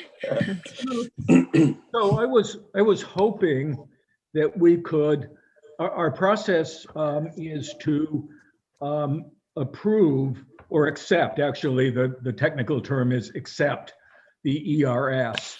And we do that with a formal vote of the planning board. And I was hoping we could do that tonight. Of course, I'll refer to Chair Sue as to what she would like to do, but I think we do have a letter from the Tiverton Conservation Commission that goes back to 23 November 2019 that endorses and supports the ERS. We've just heard from Joe that he has no issues that cannot be cleaned up, almost typo type of issues. I do have one typo issue myself, which is that the park that you will soon be building in, I hope, is not called the Tiverton Industrial Park. The official name is the Tiverton Business Park. That is the way it's referred to in the comprehensive community plan. So I believe that will be its official name. The reason why we're calling it the business park is that consultants in the past have told us that if we call it the industrial park, we will discourage office tenants from coming in, people who might want to host small businesses like accountants and medical offices and legal offices and so on. So we're calling it the Tiverton Business Park. You throughout all of your documents is the industrial park. Just wanted to call your attention to that very minor issue. So I don't know how you feel about this, but I'm prepared to make a motion to approve the ERS tonight, provided that the typos get cleaned up. And I think that Jennifer has a pretty good understanding of what needs to be cleaned up to make this document completely agreeable to the planning board. So we'll get this, hopefully we can get this issue out of the way, and then we can focus entirely on the plans. Yeah, I just had a couple. How do you feel about that? I think that'll probably be fine unless everybody else has any heartburn over this. I just had a couple of items in the ERS I just would like for ask for clarification on. One is has to do with the clearing. So where you have the limited disturbance, which sheet is that? Oh, sheet 5. So you have that's where your log storage is and limited disturbance. So is everything east of the limited disturbance, that trees, those are going to remain to create somewhat of a buffer for the watershed? That's correct. So that'll stay in place. And then, yeah, let's just want to see if the buffer. So then item number 15 in section 3.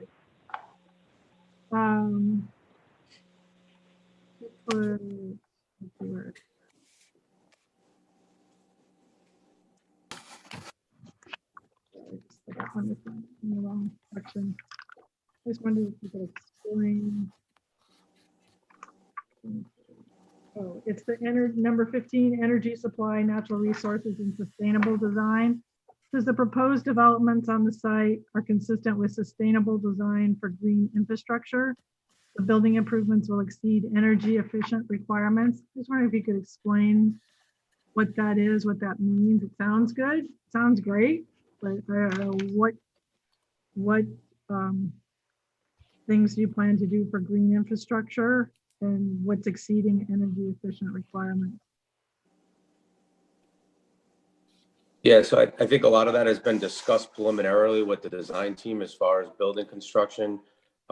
We tried to basically decide that instead of just meeting the energy codes with the construction of the building, that once this goes to a more formal architectural design, the building will have some implemented features, either insulation or R-value reductions that allow for us to exceed the code during the construction. We'll try to be cognizant as much as possible.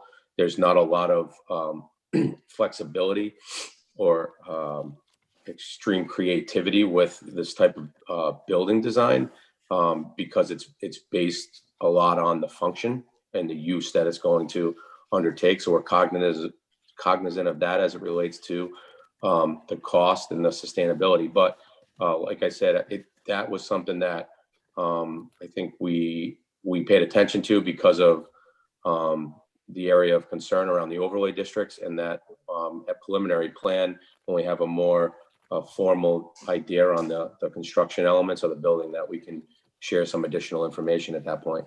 I don't know that we're far enough along to go into specifics necessarily at this point.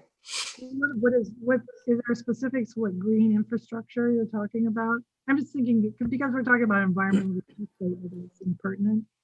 Yeah, I mean, so because of the low use of, like, for example, the wastewater or gray water situations with the type of building, we were thinking of things like low flow fixtures in the buildings and possibly some reuse of areas for supplies inside the building for reuse and recycling of materials.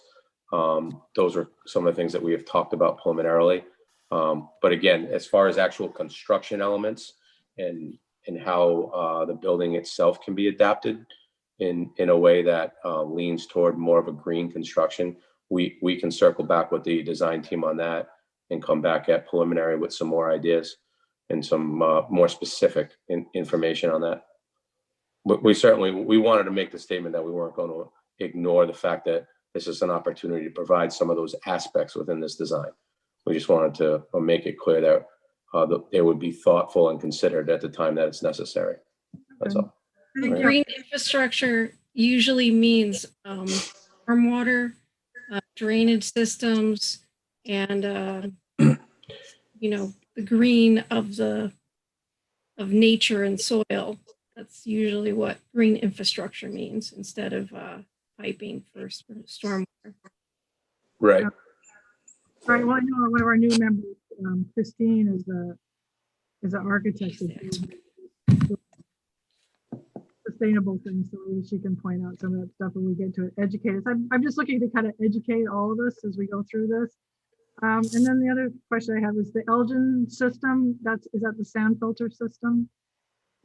What is the Elgin? So the Elgin system is the on-site wastewater treatment system. At one time, that was considered an innovative alternative to a conventional leach field, but that would be for, and now it's sort of evolved into more of a conventional system, as they're used quite often in certain situations for on-site wastewater treatment. But the sand filter is relative to our stormwater design. We have a sediment collection area in our stormwater management plan, which then utilizes a sand filter as its primary water quality treatment before we attenuate those storm flows in the drainage basin. So the sand filter is part of the stormwater system.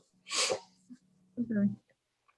I have a point Stu brought on about the industrial park, but in the environmental review statement narrative, chapter 3, affected environment, you reference the fact, you say the site is located in the Sakonnet River and Quequechan River watersheds. We don't have those watersheds in Tiverton. We have Nonquit Pond and Stafford Pond. And you put the proposed development, it resides only in the Secundit River watershed. I mean, a portion of your property resides in the Stafford Pond watershed. Mr. Lance paid a lot of money for these reports, and I think they should be, factual. Your plan does reference the Stafford Pond watershed, but your narrative does not. I think these are cut and paste, but no reflection on you, Mr. Rosen, but just bring it to your attention. Okay, thank you. We'll clean that up as part of The the, typos that needs to be cleaned up. as It's part a of the typo, revisions. more than a typo in my book. Understood. Thank you. You're welcome. Any other members of the board have comments or questions about environmental review statement? If not, I'm prepared now to make a motion to accept, I believe is the technical term, accept the ERS with the corrections that have been noted tonight. If Mr. Rosen is on top of those. I think Yes. you are. Is I there a think you second? are. Good. Is there a second? Second, Second. sorry. Oh, sorry, Dave. You got it. We have a motion and a second to accept this ERS with the minor changes as noted. We'll do a roll call vote. Are there any final comments, questions? Okay. Christine? Yes. Janice? Yes. Rosemary? Yes. Sue? Yes. Susan? Yes. Dave? Yes. All right. I have that out of the way.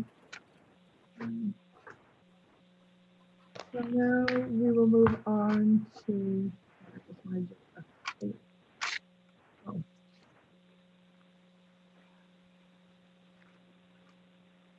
This is the master plan public informational meeting. So we'll open that. So opening the public information meeting. And everybody saw it's the same set of plans everybody has. We have lots of other documents. So I guess if you want to go ahead, Mr. Rosen, and whatever else you want to say in relation to the master plan, go ahead.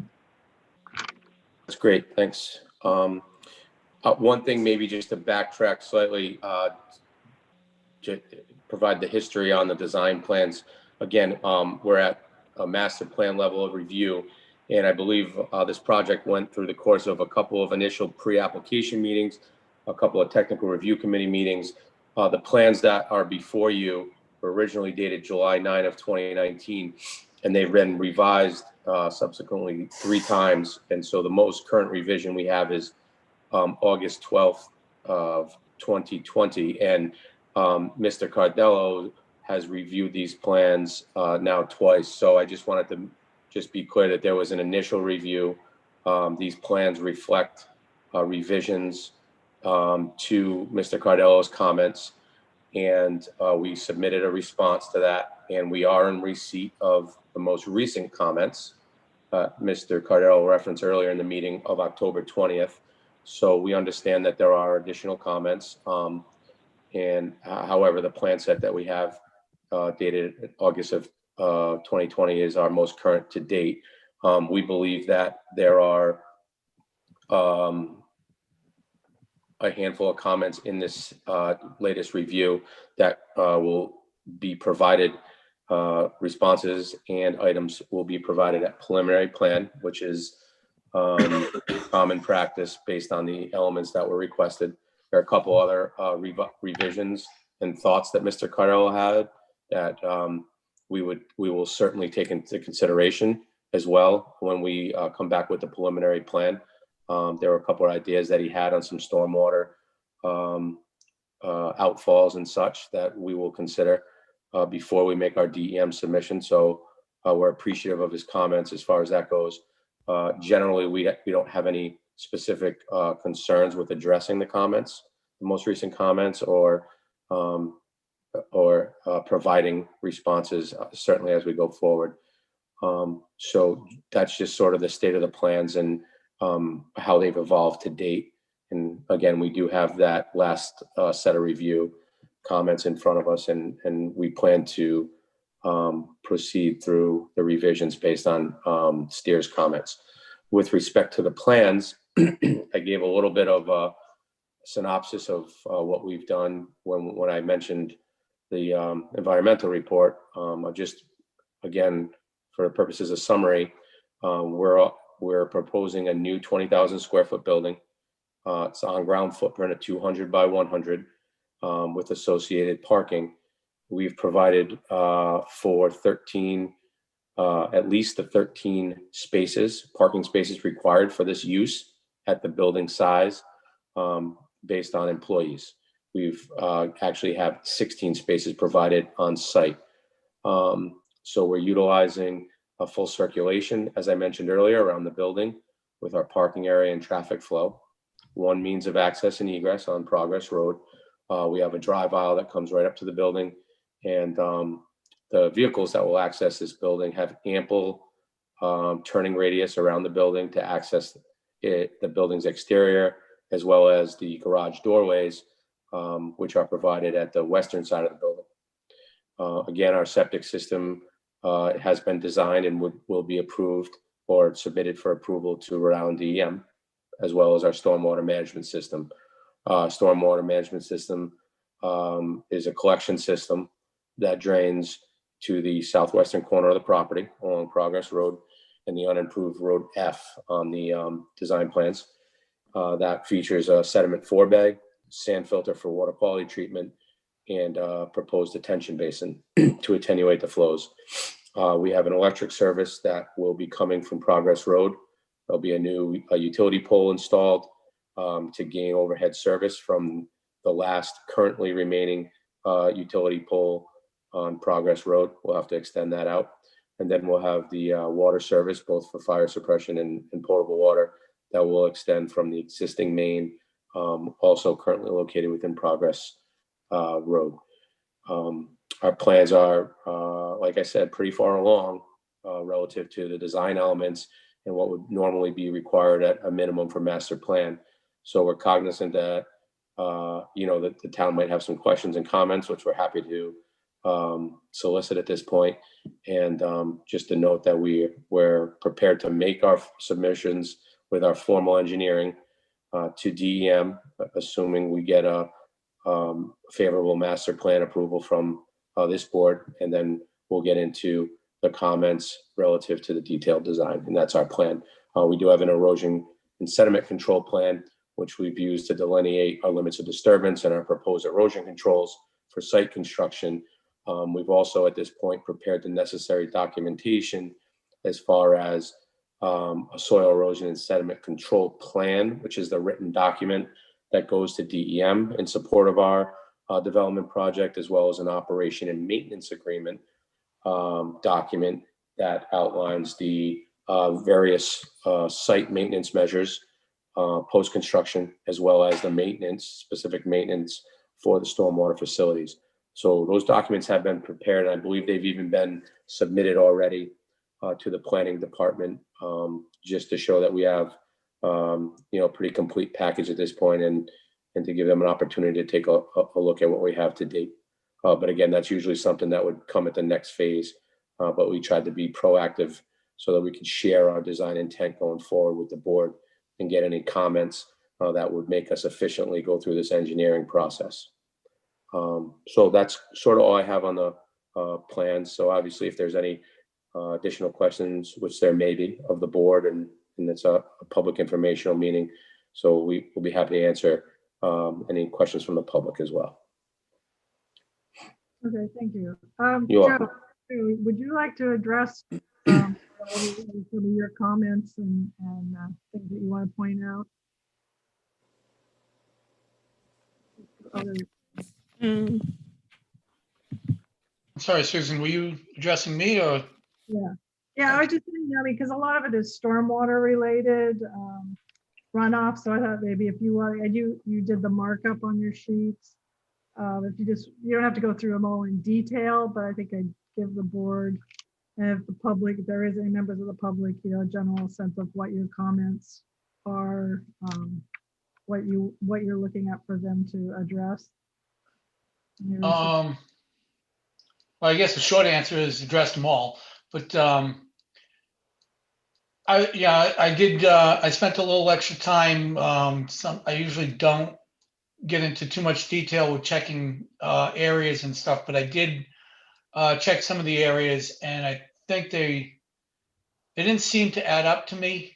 So I just ask that you check those to make sure that impervious areas are being calculated and included in the stormwater design. I think, and I'm doing this from memory now. I'm just glancing at some of my notes. When I first looked at it, it looks like the portion of the driveway may not have been included as pervious or impervious, and I forget exactly which way it went, but it didn't match, it didn't jive with the calculations. So just I think a detailed review in those areas would be is warranted. Also, is the driveway going to be paved or is it crushed stone? The driveway is proposed to be bituminous asphalt. Okay. And then It wasn't clear. That wasn't clear on the plan. Right. If you look at sheet 4, there are 3 labels in the parking area that call for proposed asphalt parking. Yeah, to the I thought north, the south, parking and was not the north, south, and east of the building. It looked like just the parking was paved, and not the So drive. the whole driveway and parking are proposed as asphalt. Right. So we want to, and now it's coming back to me. So the driveway should be clearly labeled that it is an asphalt driveway. And then what I did is, I think I went back and if you look forward on sheet, I'm scrolling here.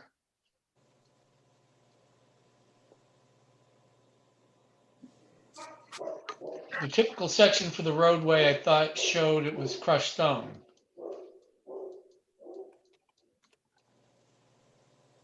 And I don't see it right now.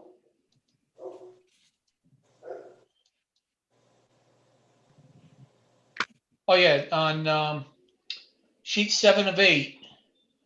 Yeah, that's just for the basin, the maintenance access around the basin, not necessarily the primary access for the site. Okay, so we should add a typical section of the primary access road for the site, so that way we can see what it's how it's being constructed. In plan view, it clearly shows berm, so it would bring it together. But that was what caused me to take a closer look at it. I couldn't quite tell if the road was asphalt or whether that typical section was supposed to be the roadway. Understood. And then a couple little things: the telephone pole and the location of the relocated gravel path, and clean that up a little bit. Make sure it stays within the easement.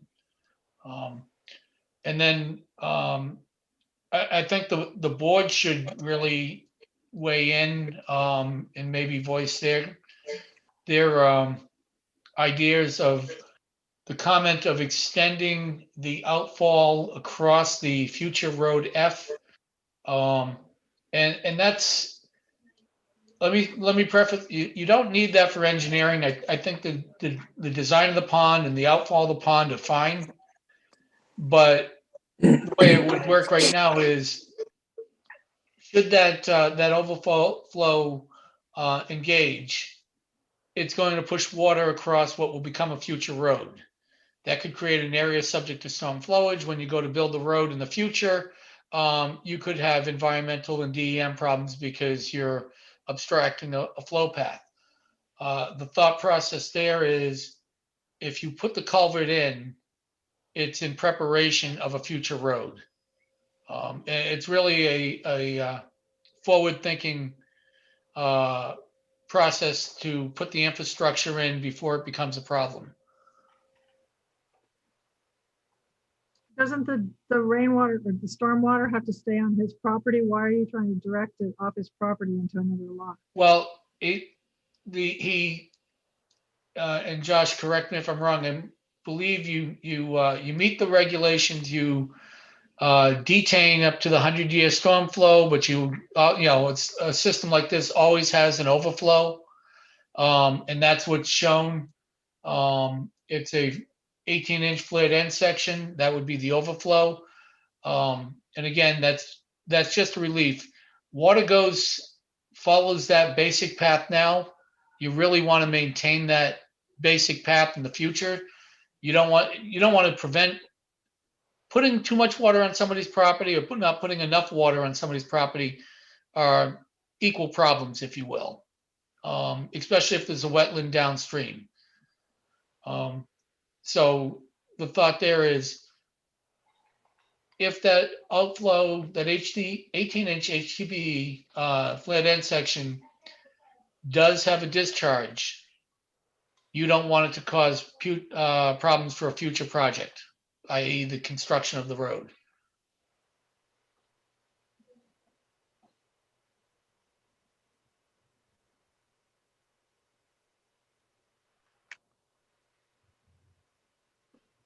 Is DEM going to approve something like that? I didn't see any problems with it. I mean, Josh, I think you guys did the design, and I think you meet the regulation. Yeah, I certainly don't think the way that it's designed in the scenario that we have on the site plans is going to be an issue at all.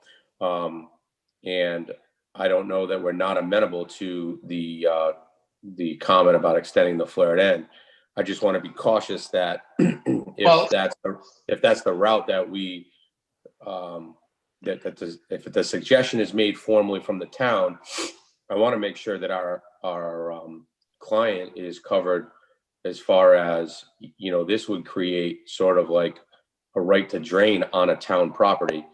And we're actually extending the infrastructure to that town property. So legally, I don't know, maybe Mr. Thayer and the town solicitor can make an opinion on whether or not that's viable or that can be done, or if there's an easement technically needed, because now we're actually extending that point of discharge onto the property. Other than that, I mean, putting the pipe in the extension and designing it, I don't think that's going to be an issue. I think it's more of the feasibility from a legal standpoint. That's my question regarding that. But again, like I said, we have legal counsel on both sides, so to speak, that maybe can offer an opinion. But other than that, I don't see an issue. Yeah. So one of the things, and the way I was thinking of this is, I don't think you should necessarily extend your flared end section to the other side of the road. I think you should probably keep it where it is, have whether it be a little pooling area, and then just provide a pipe. If you were to, I want to say almost build, not build the road, but if the grade was there, if you graded like to what the road would be, put a culvert in. So that way you're still discharging on your property, but you're just providing something to go underneath a gravel road. But your point is well taken. You're right. You cannot and you should not discharge onto other property, not directly. And that's why I think there needs to be a definite break in the system. Have your flared end section, and then you add a culvert downstream of that. Is there any other way to design it so that it all stays on the property? You don't have to go through that? Well, as I said, water flows downhill and it's always flowing that way. The detention pond creates more of a point discharge. And again, this is for an overflow, and this is not going to engage that often. I would be very, so I mean, Josh's point of it's probably not necessary is well taken. It's not going to be something that's utilized. I'm just thinking for the future, if the town comes in to build Road F and Road F is higher than that outfall, which it most likely will be, the town will have, I'm sorry, Yeah, Rick? I don't know who that was. the town will have to put in a time. Yeah, Rick, I guess you want to weigh in. There. It's food for thought, Josh. I mean, I appreciate your comments, and I think if you just think it out, and I won't make the comment again if you decide you don't want to do it, and you can validate. But you're right. You should not extend that system, and I did not mean to imply you should extend the system to discharge onto town property. Your discharge needs to maintain its position. Just that, yeah, that's fine. And so we'll make a point when we finalize this design for DEM and for the preliminary plan with the town, that we'll have looked at the scenarios of the elevations and the down gradient system, as well as what that surface, like as far as the existing road, if it can be crafted now to accommodate a pipe, and we'll hash that out with you and let you know what our final thoughts are, but we'll definitely look at it. Right. Yeah, because even if the future road is lower than the outfall, you can't allow water from your outfall to discharge onto the public street at that point.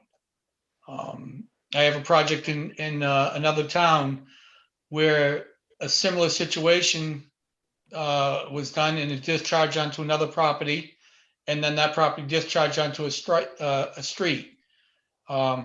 Right now, everybody's in violation and have been issued notices of violations, and it's not easy to deal with. I guess we don't have to formalize that until preliminary plan. If this setup is adequate to meet our conceptual master plan, I think we should leave it there for now. When they have all the final numbers, calculations, whatever you need to do, that would go to preliminary plan. Was there anything else, Joe, that you wanted to address? Just a really curiosity. Are the road widths correct? I see Progress Road towards the top of the page is about 50 feet wide, and Road F is 60 feet wide. As drawn. Yeah, we referenced the original plat, and that's what we had in that information. I don't know how Road F or Road G become 60 feet. Maybe there was a more intense industrial development that they wanted to offer a larger corridor. I don't know. So, so if you can just validate and verify that, it's shown correctly. I said, it just jumped out at me that, the extensions were wider than the approach. It didn't make sense to me. Not to say it's not right. Yeah, Rick? If Joe is all set, I don't want to cut him off, but I could hear everything when you were asking me for my input, but I could not see my screen. It had disappeared. And when I could not unmute myself. But anyways, in regards to the drainage, that is something that DPW has noticed as far as a culvert or an overflow, if there's not a culvert being on the road. And so, yes, DPW would want that addressed, because one way or the other, it has to not go across the road as an overflow and cause either slippery conditions or icy conditions. Okay. All right. When we get to preliminary plan, we'll definitely want you to weigh in on whatever it is the final proposal is. And then the last thing, Josh, if you could just read through all your notes. Many of them are outdated and reference older standards. And, things, the RIDOT specifications references back to 1997. It's really 2004 and amended in 2018. So there are a few of those types of references. You want to just read through, make sure you're referencing the most current.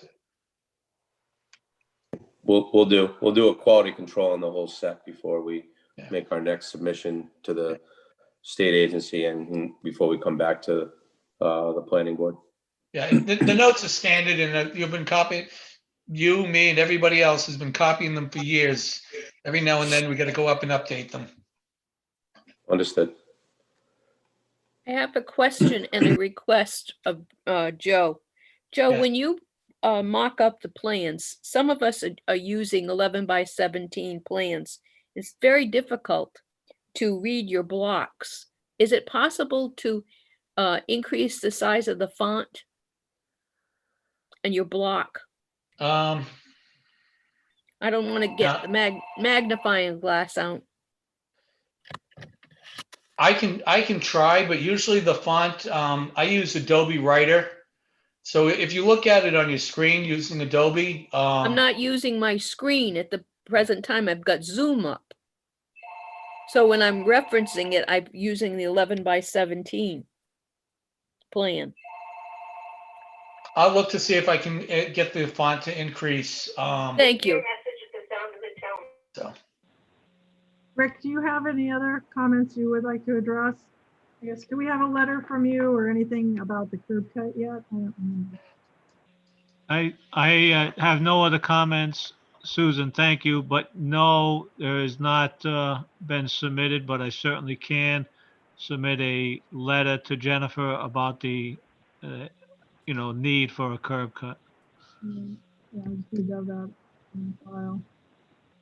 Okay, Bill, Bill Moore, I had a question for you.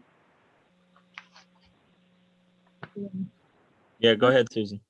I just wondering, because under zoning criteria, it has the setbacks, the dimensional, whatever is for industrial. Do you classify this as under industrial or the planned development park?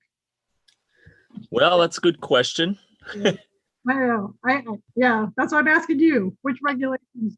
I think we should go with the planned development park. It sounds like that's why it's in there. Okay. Unless somebody can give me some evidence that states otherwise. Okay. All right. Thanks. Do you have any other comments or questions about anything on the plan? No, not at this time. Thank you. All right, thanks.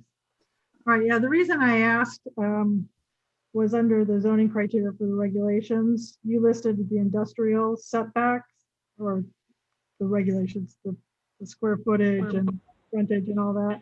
So you need to look at section 19 in the ordinance and use the planned development park setback and dimensions. And also, and then in relation to that, just something I wanted to comment on was the inconsistency of the setbacks that you show on your plans. On page sheet 3, sheet 4. For side yard setbacks, you have 60 feet, 40 feet, 40 feet. You have a 40-foot front. And you were working with a 35-foot side yard setback. Yet you listed your setbacks of 40 feet and 60 feet for side yard, and I'm not sure why. So I think you need to go through and recheck it. If you use the plan. Can I just, not to interrupt you, Go ahead. but I think that confusion has to do with the fact that this property's merged as one lot, can technically be considered a corner lot. So that's why you might be seeing different setbacks. In other words, the front would be off of G and Progress Road at 40, but we can look at if we're gonna change the planned development park setbacks, we'll have to revise them anyway. So we'll review them again at that time. I think you're gonna end up merging them, so you would look at it as a single lot, so those would become the side yard setbacks. Yeah, it just struck me as odd that they keep changing, and now you can adjust them to the planned development park. Correct. We'll do a cursory review on the whole perimeter when we do that. Yep. One lot eventually, still the setbacks, as if those were side yards, front and rear. So it doesn't look quite so peculiar. Other questions by other people? Anything specific? Yes, there is a requirement to do a, what is it, traffic, All right. Traffic study? a engineered traffic study, and if you want to, you can formally request the planning board waive that, or the planning board can require that. I believe we had at the last review had indicated that we would be asking for a waiver from that. I just need it in writing then. Okay. Adam, are you still on the line here? Has that been? Yeah, sure am. I'm just not aware if did that come from your office, or have we done that yet? I wasn't sure. My office has not done it. I was not sure if, I candidly do not know if Tom had done that. I'm happy to do it. If you guys are going to do it, it's 6 and 1/2 dozen of the other to me, whatever you prefer. Okay. If you could just, somebody submit something in writing, that's what you request. Yes. Okay. Okay, I just wanted to go over a few, nobody else has questions at the moment. Some things on the plan that need to be corrected.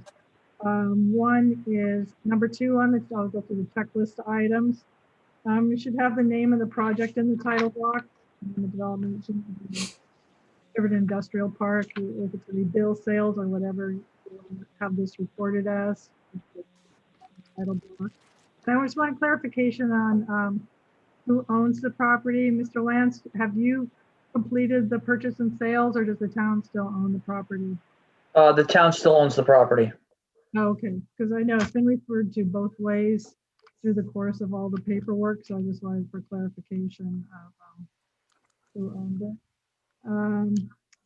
One of the requirements, if there's no wetlands or water courses on this project, on the property, you need to supply an affidavit that says so. So if you can submit that, you'll see that's number 14 on the checklist. And then I had questions about the utilities in under number checklist item 25. I don't know if Joe can answer it, as I use the fire department. They wanted the hydrant locations had to be less than 400 feet apart, and they were asking for it to be a loop system. And somebody needs to explain to me, because it looks like the water line comes down and dead ends. So I don't know how that, if that classifies as a loop system. To me, it doesn't sound like a loop. I don't see where the loop is unless you can point it out to me. Yeah, I'm not sure what that means in this situation. Typically, a loop system would be if we were proposing an extension of the actual main. Sometimes they want the loop to come back to its original extension point to provide more of a closed system, but it's not really applicable to what we're proposing here, given that the water main is already extended through this cul-de-sac. We're just simply gaining service with a lateral feed for fire and potable. So I'm not really sure. Usually the looped aspect does not have anything to do with the actual service to a building or unit. Like I said, it'd be if we needed to extend a main from an abutting street or the like, we'd have to, in some cases, find a way to get it looped back, but I don't see how that's pertinent in this application. I'll refer you to the July 28, 2020 fire marshal's letter. One is a loop system rather than a dead end system, so that if it's installed, the contaminants and debris can collect at the end, making the hydrant inoperable. And given what the what you're going to be doing on this. I think he wants to make sure that he has a active fire hydrant. So he was asking for the system to be looped, which I assume means it would loop around the building. I assume a loop is a loop. It doesn't dead end. So I think I'll refer you back to that July 28th letter. If, I don't know if you can talk to Jennifer or how we communicate with the fire marshal, but it's really his call, what he's gonna approve. And then also, if the fire hydrant, I assume there's one in the back and then so there's one on the street in the cul-de-sac and one towards the back of the building. Is that the two fire hydrants? That's what the fire marshal wanted. I met with the fire marshal. Oh, yeah. And that's what he wanted. A loop. He wanted two fire hydrants on the property. So the water the main goes right through the property. And he wanted a fire hydrant and then it loops through the fire hydrant to the next fire hydrant. I think that's what he meant by the loop. Yeah. So then water doesn't collect into one hydrant.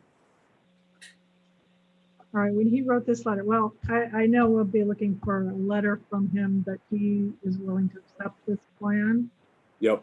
What we'll do, Ms. Gill, is we'll send the preliminary plan set when it's completed to the fire marshal separately and have him maybe update his review letter or provide another review for us.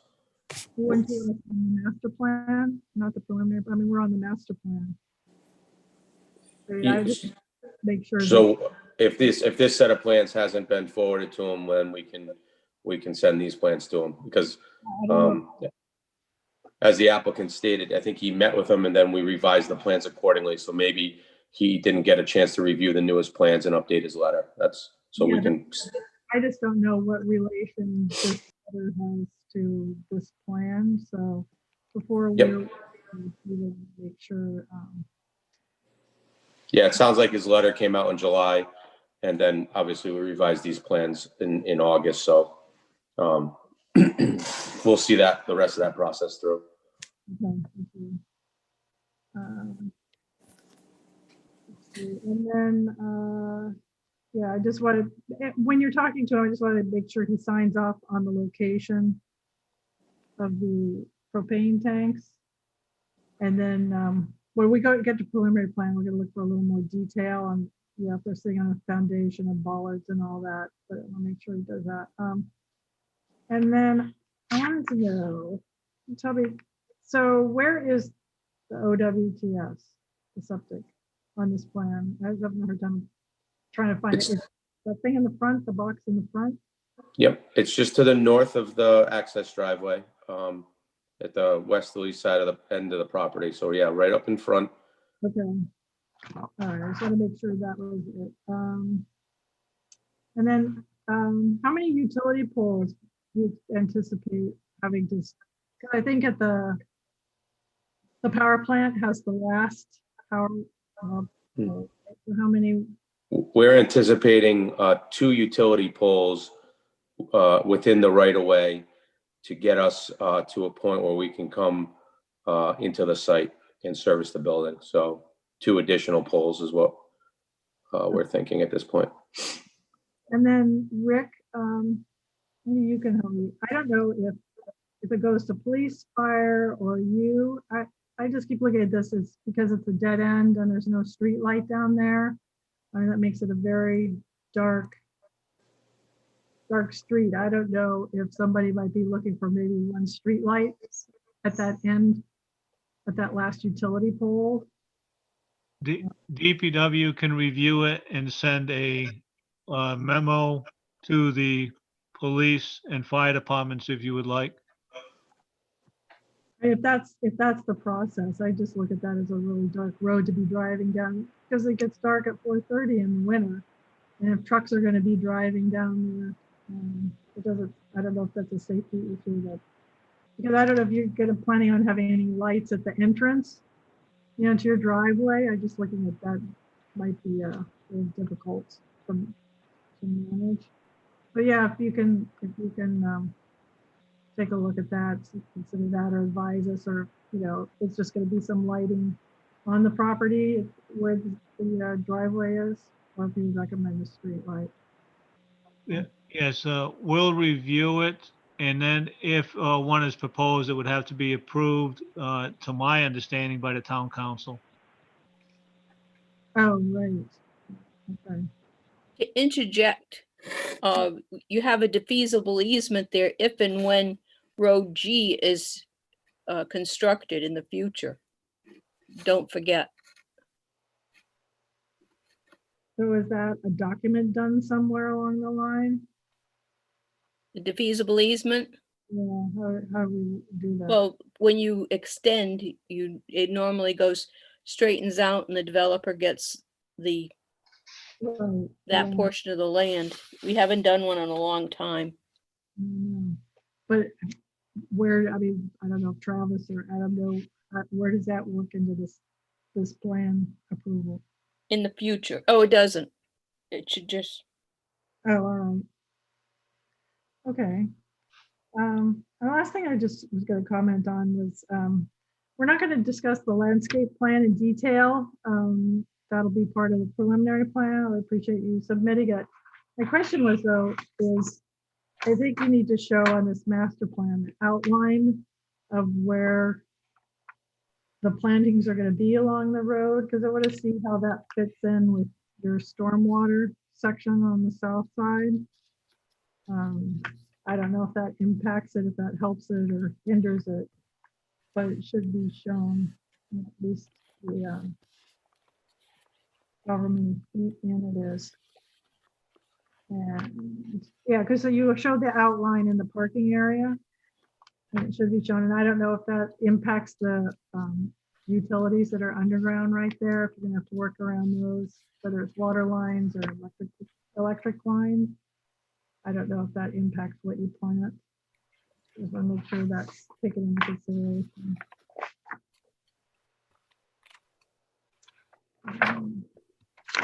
Susan, I have one other question.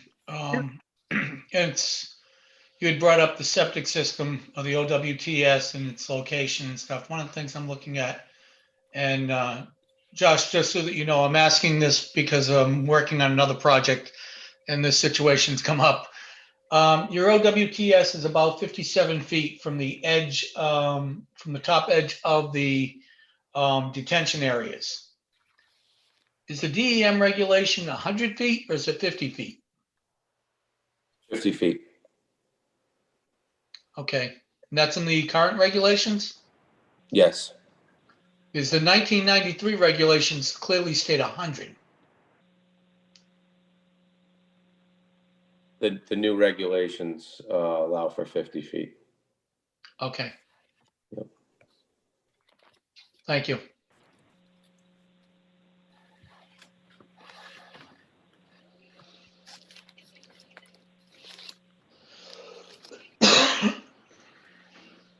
Anyone else have questions? Is there anyone from the public here that has questions or comments?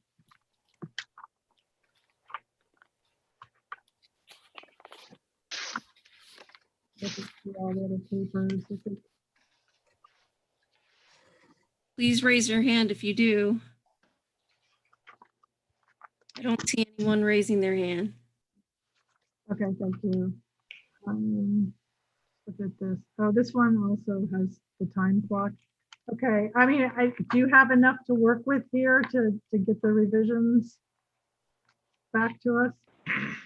Yeah, so I think it'd be really helpful if we can just do a quick summary. I know you went through everything, but a quick summary on what's needed for master plan that you'd need to see on this plan set versus what we've talked about that's relative to the next phase.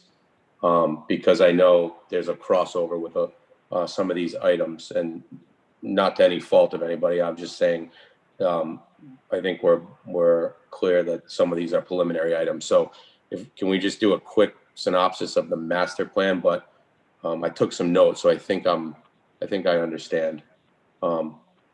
And just before you do that, I do want to say, like, I've been a town engineer myself in South Kingstown, and I've had to review these plans. And obviously I've been in the private sector also for a good number of years. And Mr. Cardello's markups on the plans are very helpful and much appreciated to accompany the actual review comments, because a lot of times staring at the written text and relating it to the plans, it's very time consuming to go find the areas that any reviewer is looking for. So I haven't seen this before. That's the reason why I'm bringing it up, but it's a welcomed piece to the review that we've got a written comment and then, illustrated plan set markup. It's going to help make these changes going forward. But anyway, so Ms. Gill, is it okay if we go through a quick summary of the master plan revisions? Yeah, why don't you give us what you've got? All right, so I'm looking at, for master plan, we are going to add the project title on title block, title page, and update the zoning setbacks. Then within the plan set, we're going to address the building setbacks again and make sure they match that same updated planned development park. We're going to formally send the revised master plan to the fire marshal and obtain an opinion on whether or not the plan meets his water system loop, and have him also review the propane tanks. We're going to try to show approximate plantings as far as landscape to be further designed at preliminary, but show them along the street line. We're going to submit an affidavit. This doesn't have to do with the plans, but affidavit for wetlands. We're going to clear up any ownership on the plans labeled accordingly. Town being the owner, Bill's Wood Sales being the applicant. We are going to submit a waiver in writing for the traffic study.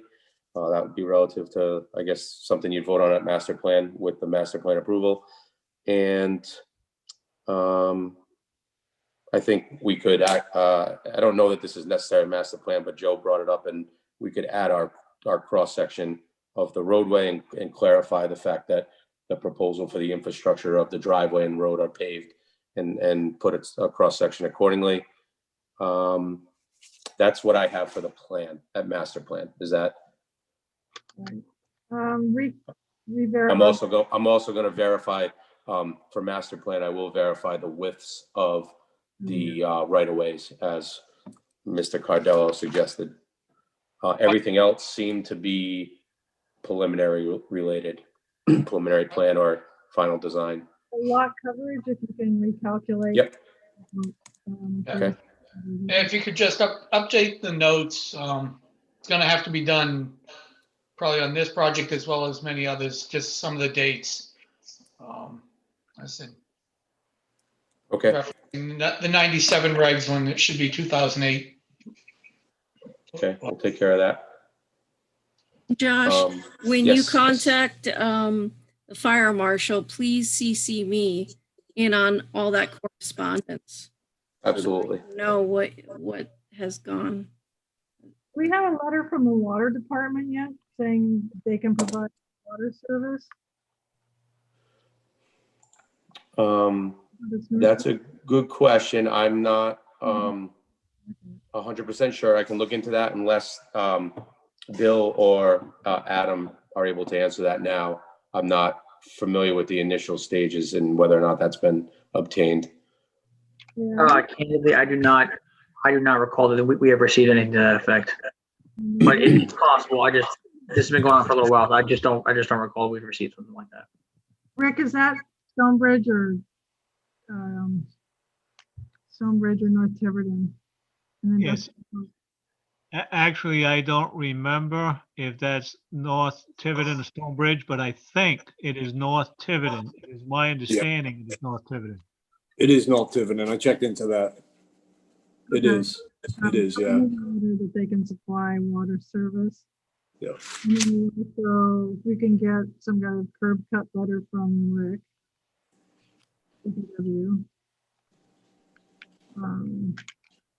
Just to say that if he accepts that or he approves it, you don't need the curb cut. It's just to say that you need it. We have fire, we have water. Oh, and then if, yeah, Rick could find out if fire, police, or somebody recommends a street light. Or maybe they'll find that if you do some lighting at the driveway entrance, that would suffice. It just seems like it's an awfully dead, dark corner, back there, for big trucks to be coming and going. They'll go through, yeah, Rick, I guess if Rick could go through that, and yeah, provide us a waiver for water. We've got all the other utilities.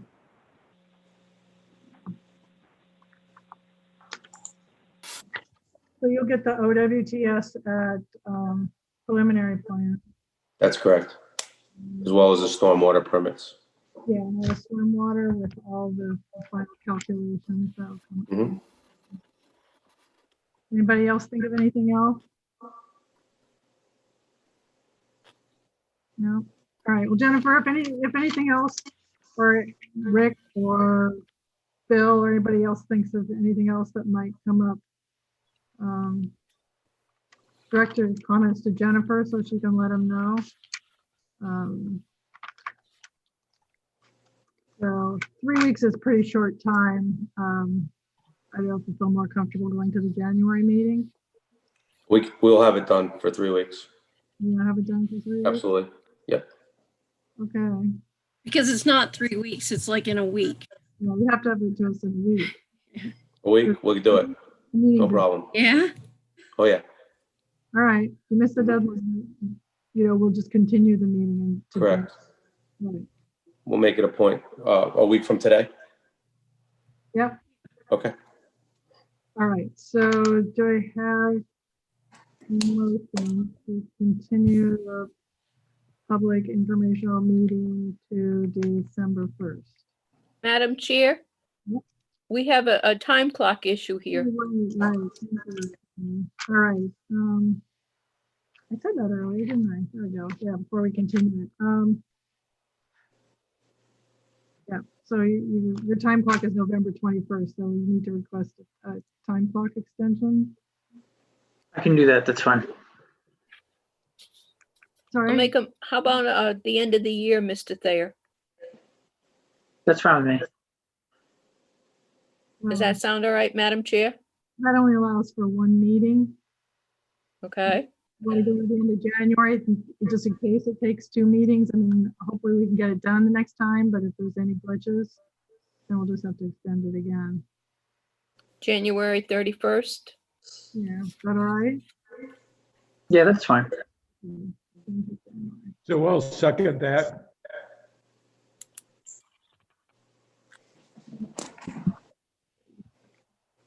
All right, so extend to January 31st, 2021. But just to be clear, our goal is to get back on the agenda for the 1st, correct? Oh, yeah. Of December. Okay. Yeah, I'll be the motion to continue it, but we just want to extend the time clock. You never know if something happens, whatever. Just more breathing room. All right. We might have a blizzard. Might as well, based on everything else that's happened. I know. So that's why we have to be prepared. Okay, so I'll do the roll call vote. Christine? Yes. Janice? Yes. Rosemary? Yes. Sue? Yes. Susan? Yes. Dave? Yes. Excellent. All right. And now we'll take motion to continue this public informational meeting to December 1st. I'll make that motion. Dave beat me, I think. So I'll second Dave's motion. Thank you.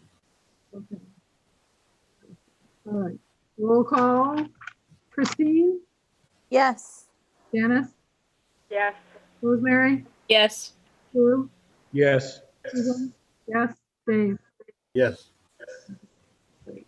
All right. Very good. Good to work. Thank you. Nice meeting with you folks. Thank you very much. Likewise. In 3 weeks. Thank you.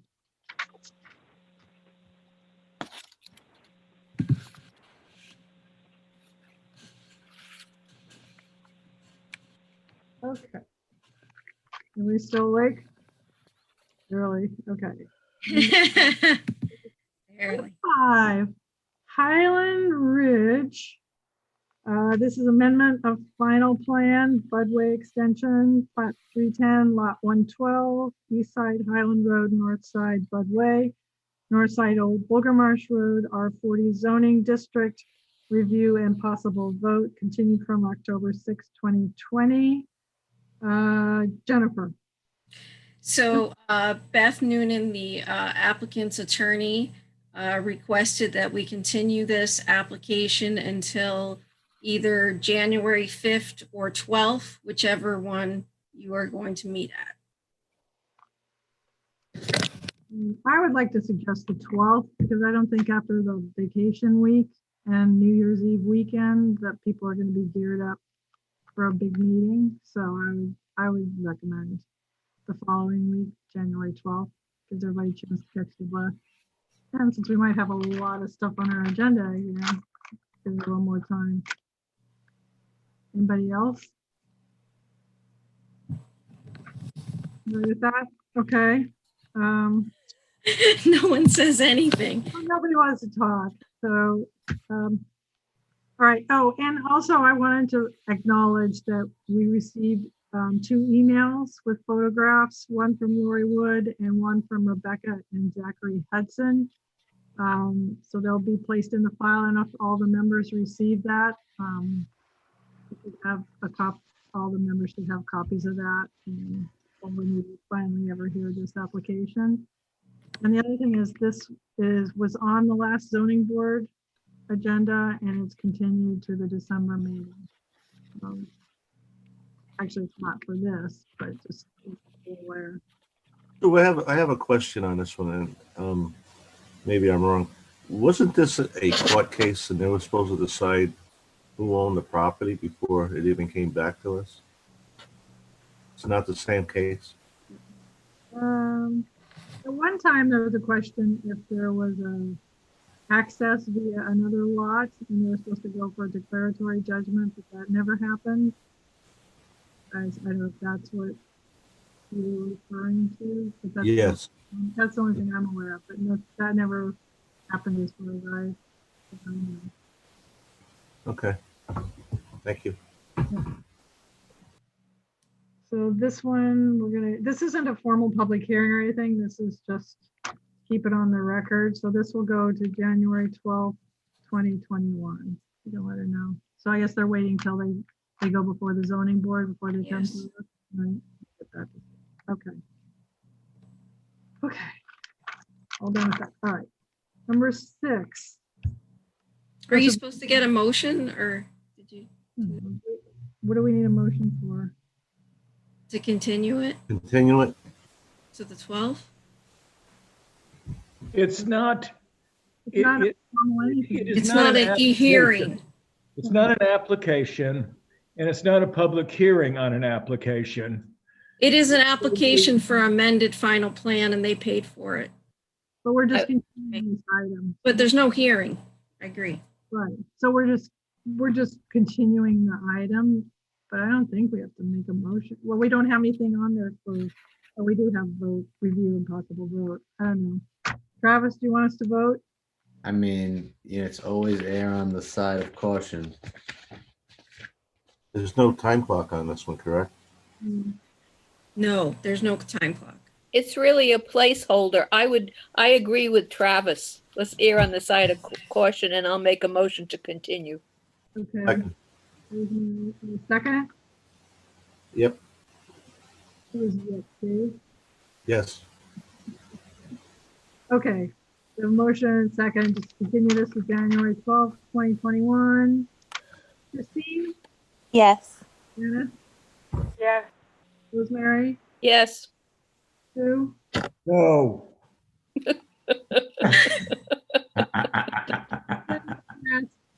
Dave? Yes. Who said no? Sue. Okay. Number 6, Joseph Ruggiero, surety reduction, Abigail Estates, 12 Major, Subdivision road required, plat 219, lot 144, west side North Brayton Road, north of Ledger Lane, R60 zoning district.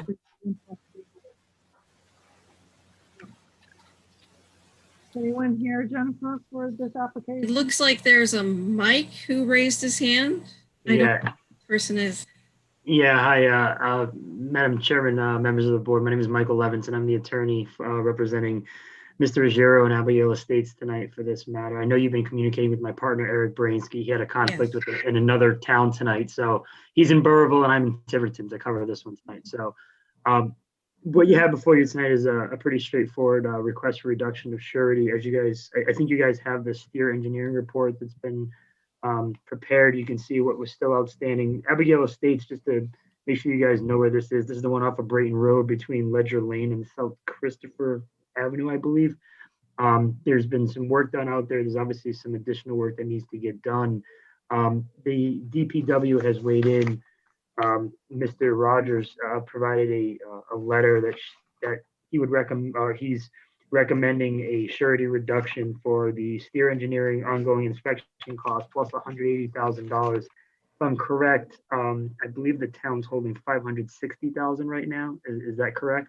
Yes. So you can see that, we're requesting reduction here to release some of that surety, as there's plenty of funds to protect the town if there's any for this additional work that needs to get done and ongoing engineering costs. So we'd ask the board to allow the surety to be lowered as requested. My question, this is a bond, I assume? I believe it is a bond, yes. The bond, I don't know what the terms were when the expiration is on it. I don't have that. I can supplement the board with that information if you'd like. I can get it to Ms. Siciliano. Pardon me? I was asking Jennifer if we have a. Yeah, I didn't see, I looked at it to see an expiration date and I didn't see one on it. My memory, Jennifer and Susan and Mike, is that there is no term to it, and it cannot be discarded without permission from both the Mr. Ruggiero and the town, and that there's some stipulations in there, for instance, that it could be reduced to 30% if the town sees fit, and the 180 is around just a little over the 30%. Okay, thanks, Rick. Have our attorneys looked at it? Or are we just looking at it ourselves? The existing bond, Rosemary? Yes, Rick. Well, that was implemented quite a while ago, so I'm assuming that the town solicitors looked at it. You know what assume does. Yes, thank you. Well, we haven't looked at it. I don't know who was in place at the time that the bond was put in, but Mike, it's funny. We just had a funny that I'm seeing you. We just spoke and met the first time yesterday. Now I'm seeing you in person on that other case. I was gonna say, Travis, I'm putting a face with the name now. Yeah. So Yeah. thank you. I didn't realize it until a couple minutes ago, but yeah, if I'm correct, I think this subdivision actually goes back to 2013. I think is when it was approved. So my guess is the bond probably goes back to around that time or sometime shortly thereafter. So you're talking 2018 is the 2018. Oh, yeah. I stand corrected. I apologize. So. It's recorded. It's in the land use records if you want to look at it. Anyone wants to.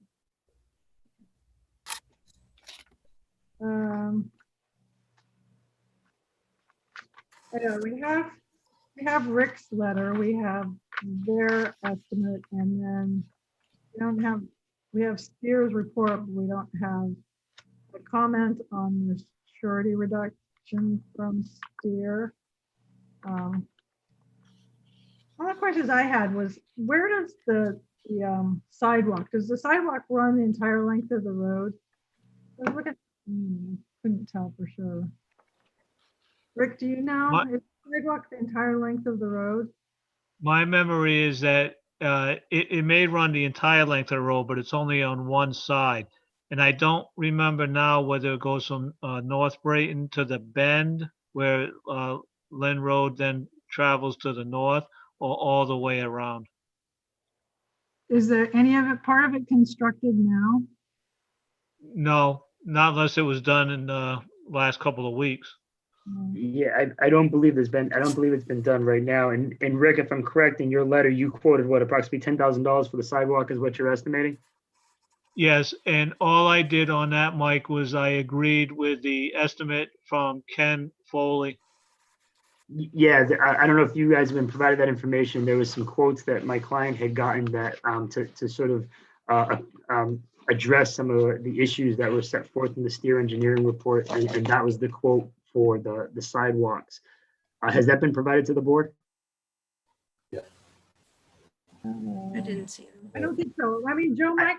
It looks like David has a copy. David, you hold. I think it's from Foley Excavation, correct? Oh, yeah, that one we have. Yep, the Foley excavation. Yeah. Only excavation, got sidewalk at 10,000, road signs at 2,000, landscaping at 50,000, and asphalt paving at 65,000. Yeah. My question, Joe, for you is, if actually I found it, the road is a length of 1,250 feet. How much per foot does it cost to do? And I think I saw somewhere that it has supposed to be a concrete sidewalk. How much is a concrete sidewalk per foot or per however you measure it? If I may, Susan, it's a bituminous concrete, not a cementish concrete. So in other words, it's an asphalt sidewalk. I know, but I thought it said it had to be concrete. I thought I saw somewhere that they were proposing it to be asphalt, but it was supposed to be concrete. Nowhere I saw- On the plans, it shows asphalt. No, it does. All right. Right. The other thing I'd like to comment, it is asphalt on the plans. I just pulled up the final plans. It shows a 3/8 of an inch cross slope. I think that's pretty close to a 2% cross slope. I would just caution the contractor and the developer. ADA compliance is a 2-inch maximum. It's very difficult to achieve and maintain that 2% cross slope with asphalt. There have been instances if Department of Justice comes out and sees the sidewalk and it is not compliant, they will make you rip it out. It's happening on a couple jobs I'm working on right now. And it's 2.5%, but it's over 2%, and they're ripping out sidewalks, brand new sidewalks. So that's just something to cautious. A couple things that I just heard. Somebody said reduce the bond to 180,000. When I had a copy of the request and I added it up to 127. And then I didn't get a chance to talk to Rick about this. My concern right now, trying to put any type of number on how much of a reduction is.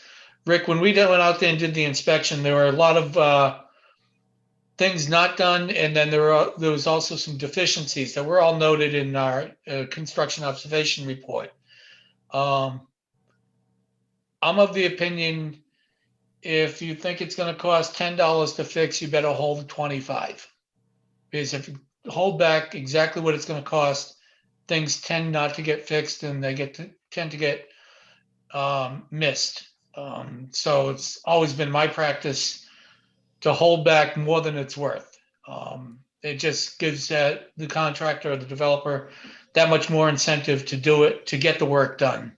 And I'm referring to the road, the areas that were put in that you described, that were put in while it was wet and need to be removed and replaced. And I don't know if the $65,000 asphalt paving includes the cost of ripping out sections of roadway and putting in new roadway in, or if the $65,000, it says right in the letter, top coat only. So we got to make sure the town is protected, that you don't want just the top coat out there. You want the base repaired before the top coat goes down. Yes. Thank you, Joe, for bringing that up. And in the letter to Jennifer, DPW did address what you and I viewed in the field with Jennifer on that site meeting. I think it might have been in September, but it might have been October. And I put in a factor for the binder replacement, and I'm not positive, but it was something along the lines of from station 7 to 11 or something like that. And I put a cushion on that. And also when I looked at Ken Foley's number, the asphalt surface cost, the prices that we have, you know, for the low bid for the town would be able to accomplish that. So I didn't have a problem with the asphalt, but thanks for bringing that up so we could discuss that. And that's the bulk of the work, that and the landscaping, which is, you know, a fair sized number in that. How about street lights? How about as-bills? I mean, these things, I'm of the opinion that you don't let anything be reduced. Look at what's happened to us in the past. I mean, we talked about Winterberry, we talked about Daniel Church, we've had so many, William Barton. I mean, we're holding the bag. And when was this binder coat put down? Has it been through a winter? Yes, thank you, Rosemary, for bringing up those points. And I did add in there in the letter to Jennifer, the inspections would have to be added to that 180 for Joe to go out there, and also the original 10,000. I added that in because that's referenced in the meeting minutes from maybe 2018 or so. I don't remember now. Yeah, And the July street 18th. lights, yeah, I did address the street light issue also. As you know, maybe a few people know that DPW is not interested in the decorative street lights being installed. So I did point that out in the letter also. Yeah, and if I'm correct, the included, as you mentioned, $10,000 is actually set out in his calculation here for the as-built you're mentioning. So I understand your concern, but I think it's been addressed by the number that Mr. Rogers has put forth. And additionally, he's mentioned, this is not a dollar for dollar calculation of what Mr. Foley has given us as a quote here from Foley Excavation. There is a delta put on top of that for cost overruns, which are, you know, fairly common, as I'm sure the board's acknowledges. So I know in his letter it did say 180,000 plus inspection costs. I'm not sure what the board would want for additional above the 180 for those inspection costs. And Mike, just so DPW can't take credit for that 10,000. That work was done earlier, and it was referenced in the planning board meeting minutes from a couple of years ago, is my memory. Right, I understand that. I'm just saying that you acknowledge that in your recommendation for the 180,000 plus the engineering cost, that number I believe factored into there, I assume. Am I fair to say that? Yeah, the as-built, yes, Mike, the as-built were factored in. Yeah.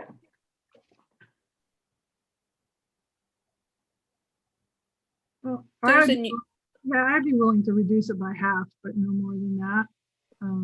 Just to show good faith, but hopefully this would incentivize him to fix some of these problems. I mean, looking at Steers site visit, there's a lot of work that needs to be done. And if we cut it to the bare bone, I just don't know how much incentive this would create for him to finish it. And basically, this surety is going to stay in place then until the road is accepted into the town system anyway. And it's a bond, it's not cash. So, and the inspections don't come out of the bond. Like steer inspections have to be part of an escrow cash. We don't subtract those from the bond. So,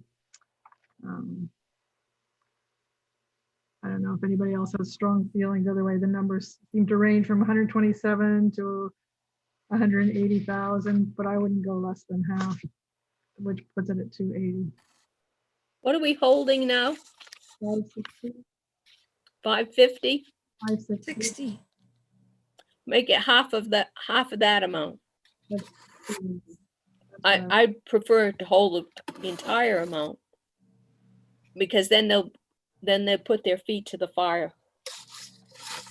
Well, in fairness to them, DPW doesn't object to holding more than 180. But in fairness to the applicant, DPW does not want the asphalt surface course put on too early. In particular, since so much of the development has to actually be built as far as the houses and the landscaping, et cetera, on the private lots. So DPW would prefer not to have the surface course installed prior to that being complete or almost complete. Rick, there are no houses. I intended to go up there today, but couldn't. There are no houses on those 12 lots. Well, they've already started building, Rosemary. How many? I think there may be 3 or 4 that the applications have been submitted. Okay. And when did they put that binder coat down? That- Nobody's answered it. Yeah, the binder course, I'd have to look on the in the records, but I thought that was possibly spring of this year. Well, it hasn't been through a winter. And usually yes. I wouldn't reduce anything until it sat through a winter. I'd have to look on my notes to see when the binder was installed, but DPW is not in a hurry to put the surface course down. Oh, But the absolutely not. But the binder is holding up satisfactorily, except in the areas that were referenced from whatever it was, station 7 to 11 or something. Rick is correct. It was in the spring. It was in the spring of this year. I'm guessing late April or early May. I think late April, because I remember walking it at that time. So that was the binder course that was put down. So it hasn't been through a winter yet. And just to clarify, Mr. Rogers, I believe it's station 6 to 11 based on your letter. Okay, thank you. Yep. Rick, do I have a copy of that letter? I don't know, Joe. I can certainly forward it to you. Yeah, because when I was reviewing everything, tonight's the first time I hear the number of 180. The only thing I had to review was the reduction request from the applicant at 127. So I had formed an opinion based on that. Again, I was unable to get in touch with you today because I did want to talk to you about it. Rick, I think we've hit the big points, you know. I was wondering, Rick, do you think it's advisable to reduce it at all if the binder coat hasn't sat through a winter? I think it's okay to reduce the surety from 560. The binder that was placed correctly on the other stations is holding up satisfactorily. The station 6 through 11, how big a percentage is that of the road? I think it's about, I think it goes from 0 to something along the lines of 18. So it's about a third, I thought. 1730 minus 50, 1,700 feet minus how much? I think it's about 5. So it's about a third. About a third of the road that has to be replaced. Yeah. That's correct. So, well, I think we should keep them So rather than, getting lost in the weeds, I would support Rosemary's suggestion of, I believe, Rosemary, I've got this correct, that you're suggesting returning half of the 560,000, which would be 280,000, and the town would retain 280,000. And I believe I heard the chair say that she would not feel comfortable reducing it below 50%. So is 50% a reasonable reduction? I'd say come back in the spring, quite frankly, Stu. But if the board wants to go along with a reduction, I have enough buffer for a third of the binder coat to be replaced. I mean, that's a lot. I don't know how much it would cost to do a third of it. I mean, that's like 400 feet of binder coat. I don't know how much that costs, but So would 280 if you want to look at it from the other direction, Sue, the original bond amount was based on clearing the site, putting in the gravel, building the detention pond, putting in the lighting infrastructure, less wiring and light standards, putting in the drainage infrastructure. So I believe Rick said he's seen all that stuff go in, and you know, for the most part, it's acceptable. So rather than looking at it, do we have enough to you know, finish the project if we have to rebuild it? How much has he actually done that he's really entitled to have reduced? I'm bouncing numbers all over the place here, between 40 and 50%. I think the 180 was 30%. So, I mean, it's up to the board's decision. But Rick, I mean, are you comfortable that he's completed successfully 50% of the value of the project? Yes, Joe, I am. Thank you.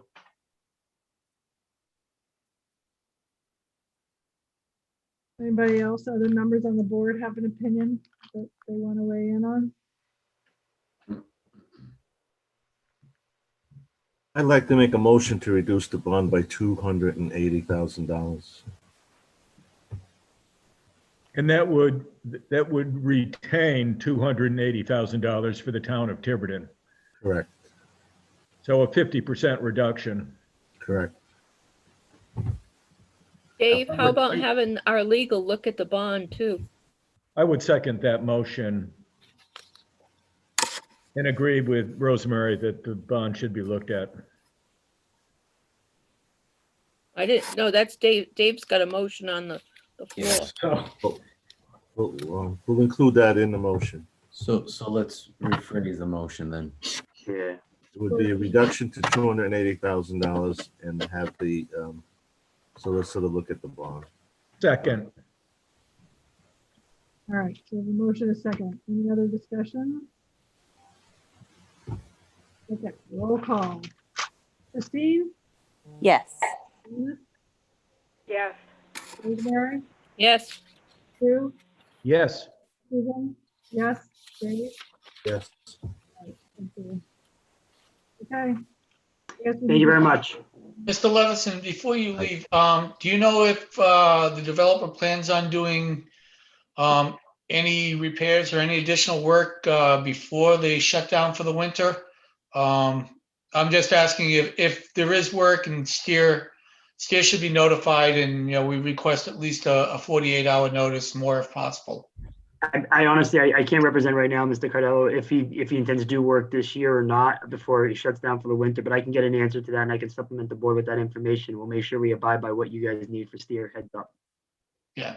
So. And if I may add, for historical value, we have, because that development is so close to the schools up there, I think the sidewalks are very important. And they should be concrete. Maybe nobody would agree, but.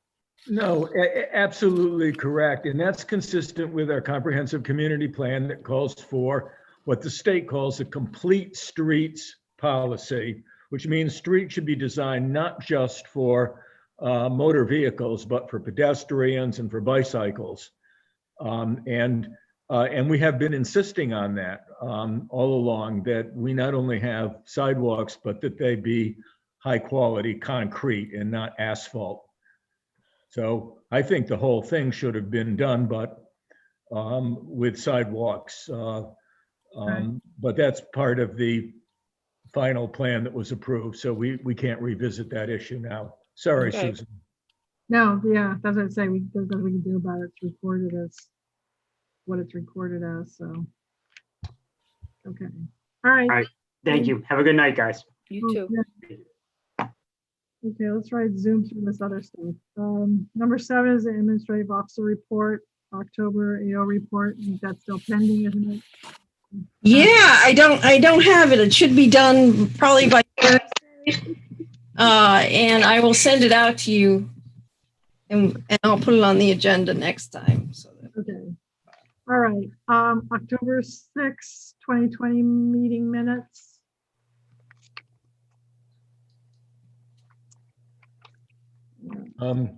I just read them over again and I move to approve them. I had a couple of quickies there. One was on page 6, Tara. Second to the last line, it should be Ms. Gill continued the public hearing versus opened. And the same goes for on page 8 under F. The checklist, it should be Ms. Gill continue the public hearing. So I amend my motion to approve the minutes with those 2 corrections that the chair just mentioned. Is there a second? Second. Any other comments, questions? All right. If everybody. So just Janice. Janice, you're the only one that doesn't vote on these. You were absent. Okay, so Christine? Yes. Rosemary? Yes. Sue? Yes. Susan? Yes. Dave? Yes.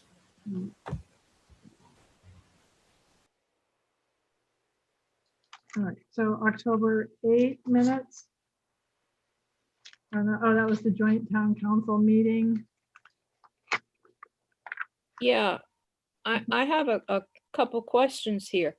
Was this advertised as a meeting or a workshop? I don't have my agenda. workshop. Okay, a workshop? A Okay, joint so workshop. a joint workshop. So I think okay, I got it. Minutes of meeting. Okay, I read it wrong. But Susan called the planning board portion of it to order. And she did an audible roll call. She didn't note it. It says Chairman Susan Gill noted planning members were present, but she did do a roll call and we all answered.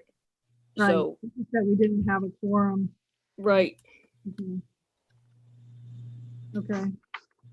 Anything else? Can you tell me specifically what you want done there? I'm not clear on how you want me to change that. Well, instead of noted, she called the planning board portion of the meeting workshop to order. But can I call it to order if there's not a quorum? Travis? Yeah, I'm not clear with that. Travis? I mean, She it's did it's not a meeting if it was a workshop. No votes were taken. So you don't have to have a quorum. Do you even need minutes? You do need minutes, but you don't, if a workshop is done. Well, it was the council's workshop. It should have been the council's workshop and we attended, but they made it a joint. Yeah, but joint workshop. So they brought they called the council to order. I took a roll call, but it really didn't it wasn't formally a planning board meeting because we didn't have a quorum. So I don't know. Yeah, I don't know how you want to say that. it really wasn't, it was a workshop, so no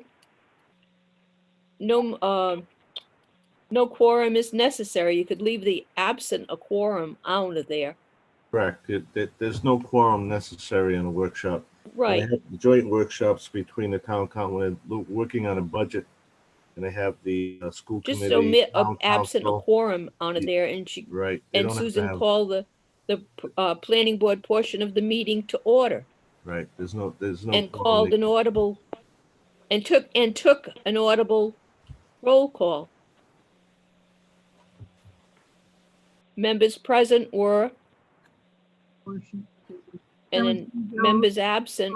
Called planning board portion to order by verbal roll call.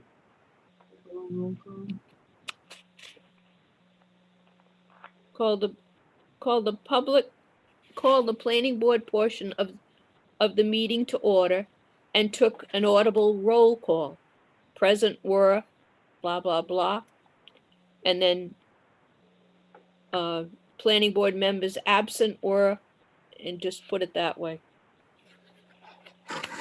And if Tara did it from the, oh, I guess Jennifer did it. Whoever did it. Oh. It was done from Zoom, you know, Right. transcribed from Zoom.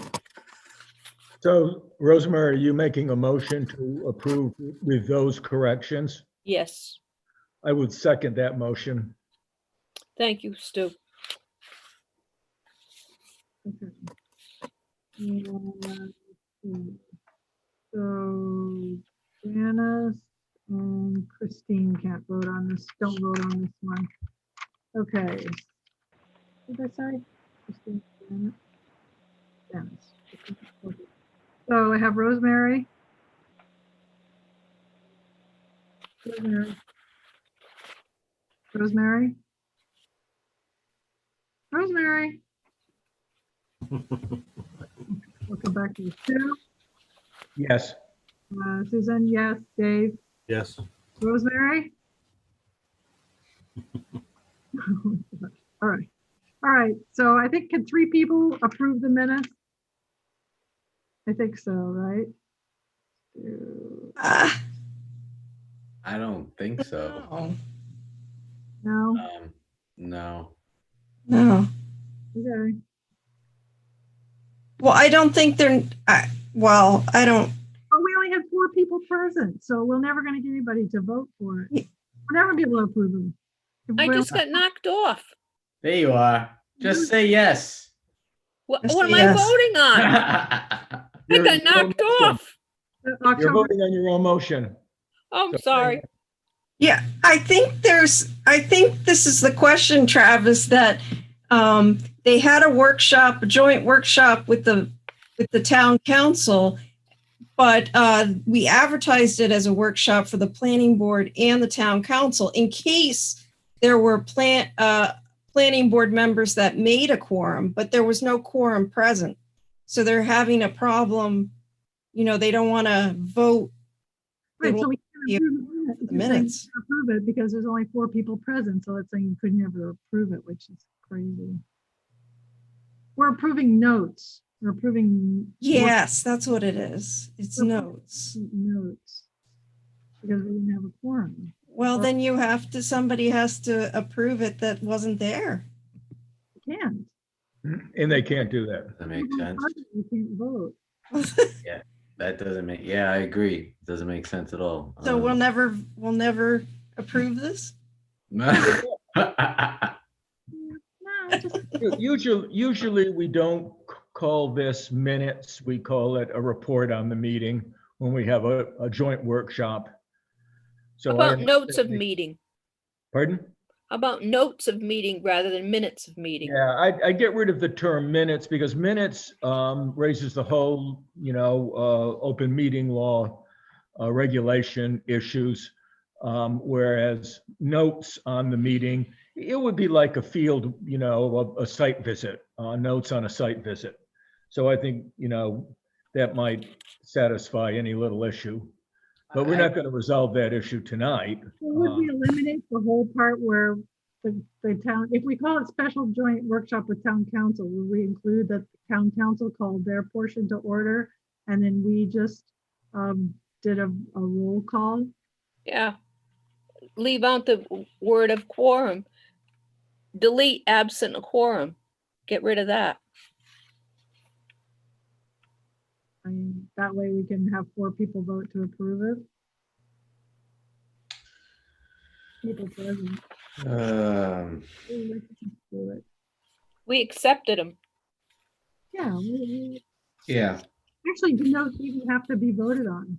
Yeah, I was just gonna say that, like, these aren't even, if they're not not minutes, I mean, do we even have to vote on these? I mean, Actually, notes we don't vote on. So, I mean. It's like a site visit. It's like the site visit we did the other Saturday at Right. So call it, so Take it over. Tara, call it special joint workshop with town council notes. And I guess we can have that the council called it to order, but then just say that I did a planning board member roll call. And note that the people that were present and the people that were absent. And then, or Jennifer, whoever's doing these. And then at the end, and then you have the meeting ended, or you could say the workshop ended at 8:25. It's called the workshop ended at 8:25. And then we don't even have an approval date, right? You just submit it. Will that cover us? Acceptance date. Because I think the council did theirs as minutes, but then we Yeah. have this meeting. I think they should go in our minutes book. Yeah, we can include them, but yeah, just as minutes. Does that work for everybody? Travis, Jennifer, Tara? Yes. Yes. Sure. Can you please clarify? Can you please clarify for me? Do you still want Chairman Susan Gill called the planning board portion to order or no? Did we omit that? Called. No, just say I did a roll call. Okay. Planning board roll call. And members present were and members absent were. Okay. Thank you. And notes, and then the approval date, eliminate that. I think that'll be good. Be one for the ages. The last one then is October 20 notes or minutes. So shoot. Continue.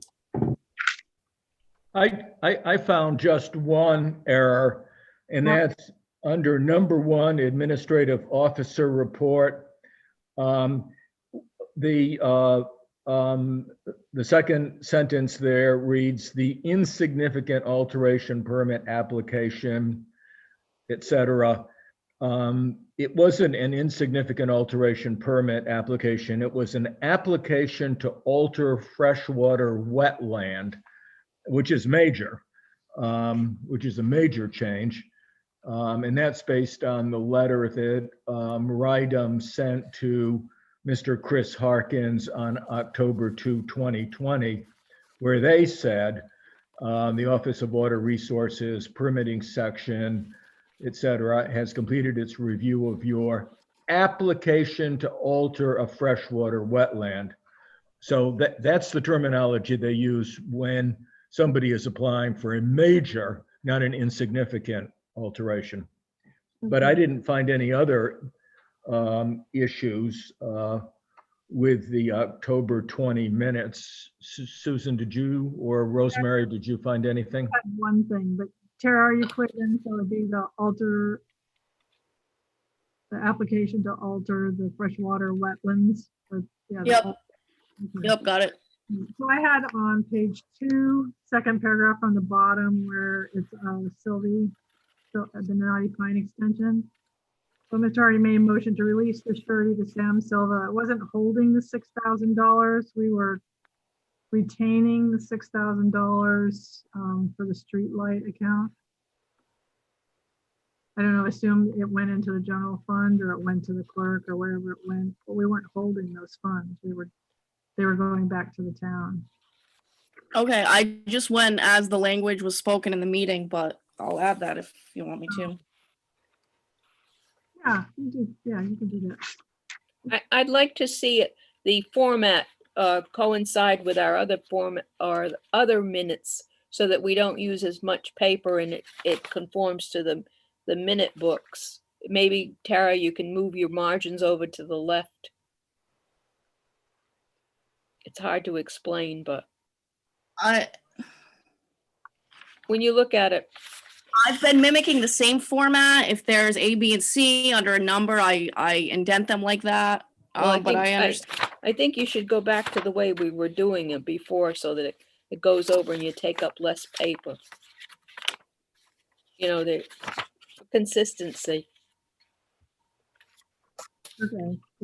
So I would make a motion, if there are no further corrections, I would make a motion to approve the minutes of the special meeting, October 20, 2020, with the corrections that were noted by Susan and myself. Right. All right. And I have to apologize. I'm going to abstain because I didn't read them thoroughly. Okay. Oh, that's the meeting. Everybody was here. Oh, good. Okay. Is there a second? Second. Okay. Motion and a second. We'll do roll call. Christine? Yes. Janice? Yes. Rosemary? Oh, Abstain. Rosemary. Yes. Susan? Yes. Dave? Yes. Okay. Okay.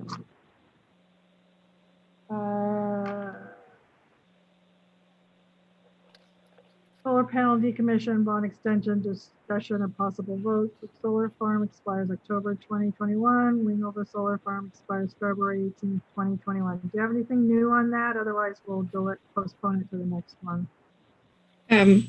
There is something new. I think Travis wanted to bring up. Wanted you guys to vote that you would accept a cash surety. And Bill talked to me about Wingover, and they're in a situation where they would be likely to do what we ask if we wanted to get a cash bond or not. So I don't know how Travis wants this worded, that you could vote on it. You're saying Cook Solar Farm wants to do a cash surety? What is it? Cook is proposing a cash surety? I don't think that the solicitors, Travis or Mike, have been negotiating, but they want permission to negotiate a cash. That's why we're asking for a vote. Like, if that would be okay. Well, Cook, I mean, we're kind of having a circle negotiation, I guess you could say. They provided what they call a 20-year bond, but it actually is a bond that lasts a year and then gets renewed 19 times, which is really not a 20-year bond.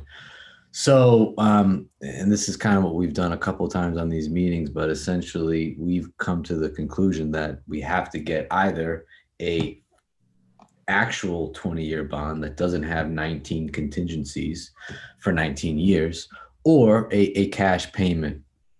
And I think that is something that we should kind of resolve as a potential, something that we potentially provide to especially these solar farms for decommissioning, is a cash payment, because it seems like a 20-year bond is difficult for people to get. I don't know why, but it seems that way.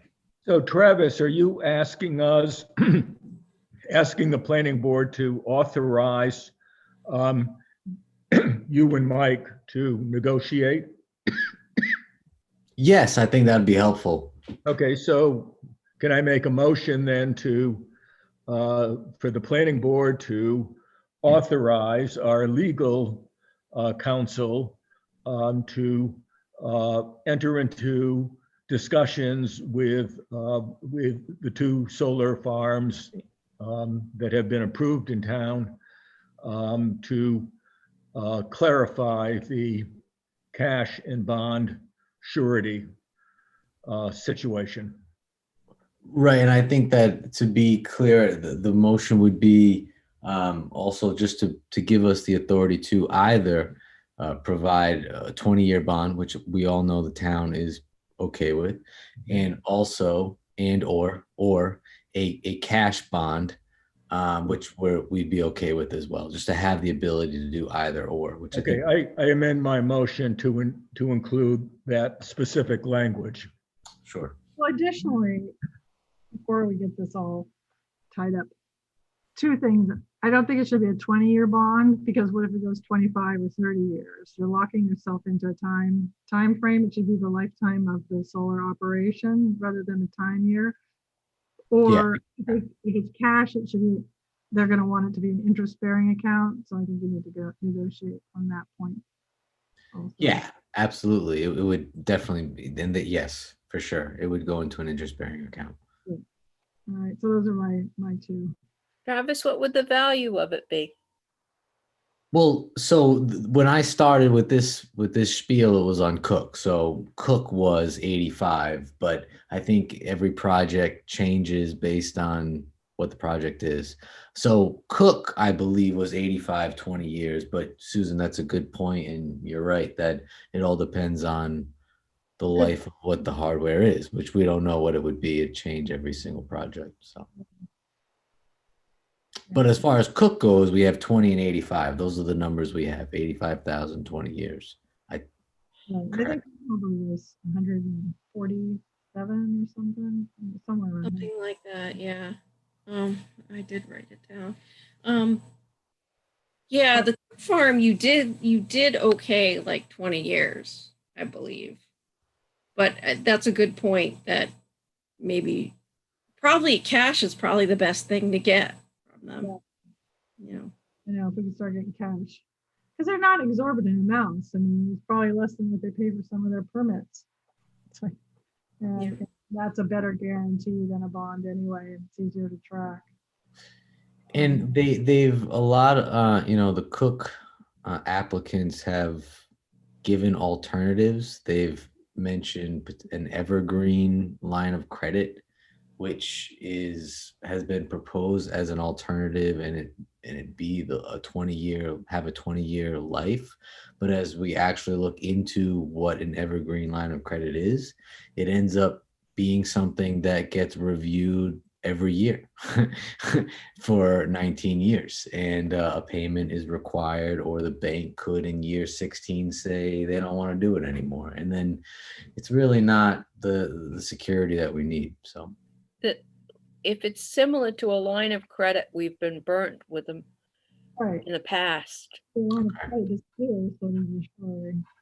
The reason I asked what the value of it is, how do we determine that value is accurate? Because I listened to Dave Robert go about the assessment for the power plant. I mean, they're giving us an amount, but do we know that's a good amount? So I don't know how we got to the number of $85,000. Maybe somebody can enlighten me on that, but I would assume, did we approve that number at some point? You approved it, so it's not like you can decide to change it. It's just like surety. They proposed it, Steer reviewed it. We looked at the numbers, and okay, like any other surety. I mean, that's how we did it. They suggested for dismantling things, how much it would cost to restore the land to its pre-existing state. It's basically removing everything and then leaving the land as they found it, basically flat open. So it's like any other surety. But yeah, so Stu, I guess if you want to amend your motion, you need to clean up the motion. We had it, and then we went out. We went off on, I don't know where we're at now. You got to restate it. We've got a motion on the table. It hasn't, I don't believe it has been seconded yet. It includes the language that Travis suggested with respect to the length of the term of bonding, which will be discussed, and the possibility of cash in lieu of a bond. So that's all we need to say, because this is a negotiation and it can take different twists and turns. Right. So all we're doing now is we're not settling this issue tonight. All we're doing is we're authorizing our expert legal team to enter into discussions with our two currently approved solar on terms or friends to and other issues are going to come up along the way. So we're giving them broad discretion, and I would even further amend my motion to include another little provision that our expert legal team keep us informed of how these negotiations are going. So that's my motion. I hope somebody will second it. Well, let me just try and say it's authorized legal to discuss the bond terms versus cash and report back to the planning board. Yes, we're not being very specific here because we're giving them a broad mandate. Right. Okay. Now We're not saying 20 years. Okay. Second. Is there a second so that I can say what I need to say? I'll second that motion. So I've only been in contact with Cook. I have not been in contact with what's the other one? Wingover? Is that the name of it? Wingover. So Jen, if you Yeah. could, I will get in. I can definitely get into contact with them. I don't know what the status of the negotiations with them, but I'd be happy to. Yeah. Okay, I'll get that to you. Their contact information. All right. Yeah. Anybody else want to comment? All right, let's vote. Christine? Christine? I'll come back to her. Janice? Yes. Rosemary? Yes. Sue? Yes. Susan? Yes. Dave? Yes. Christine, are you back? Yes. Okay, great, right. Okay. All right. So the sureties, we just want to do this one so we send this to the council. Review of past sureties, recommendations, town council, and possible vote. JPS Realty Management, Winterberry Woods, Fund 510, gravel bonds 500. So you have a memo that I drafted, sent to the council.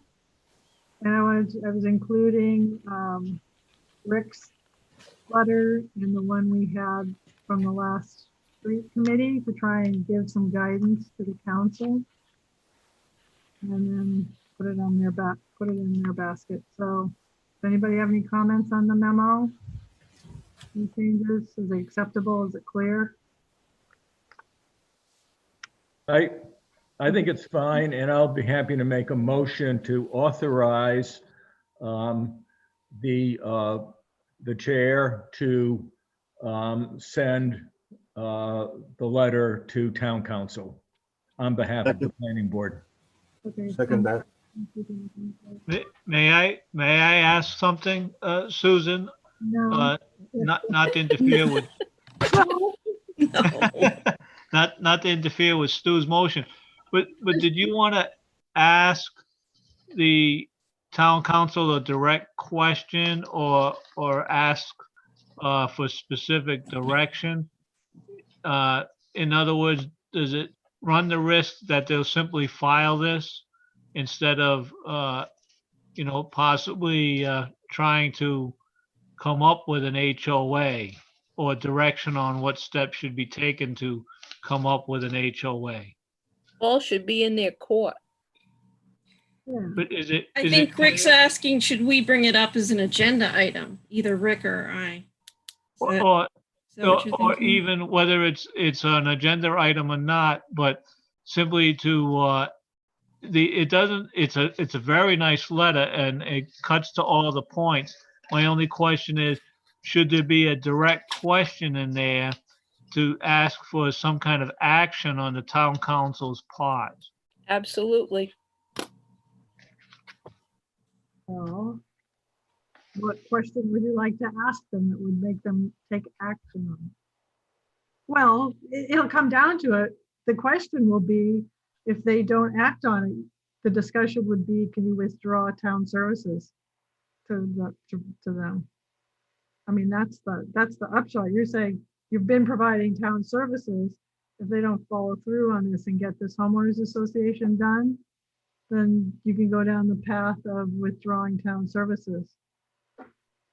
Well, I think I might be more inclined to say something along the lines of, there are town services being provided, but it is and somebody's going to phrase it better than I, but it's a gray area because nobody except volunteers are maintaining the stormwater management issue, basically the stormwater management practices that exist. It is volunteers who actually live near them that are maintaining them as near as DPW can tell. So a direct question to town council would be that the planning board feels that an HOA has had long enough to come into existence, and that the town council should send a letter or whatever the town council does to insist that an HOA be formed and recorded. Now, maybe that is not the town council's purview. Maybe it has to be phrased that the planning board wants the town council to authorize the planning board to take more affirmative measures to see that an HOA is created. Because right now, there's no incentive on Winterberry's part to create one. And when the people who live near those move out and somebody else moves in, they may not maintain. And that's a serious issue, not to have the stormwater areas maintained. Well, that's why you put the incentive there, that if they don't form the homeowners association and as a group take charge of it, the responsibility for it, then the town is in their right to withdraw town services. That's what happened. That's what happened with Daniel Church, and that's how the homeowners association was formed. Yep.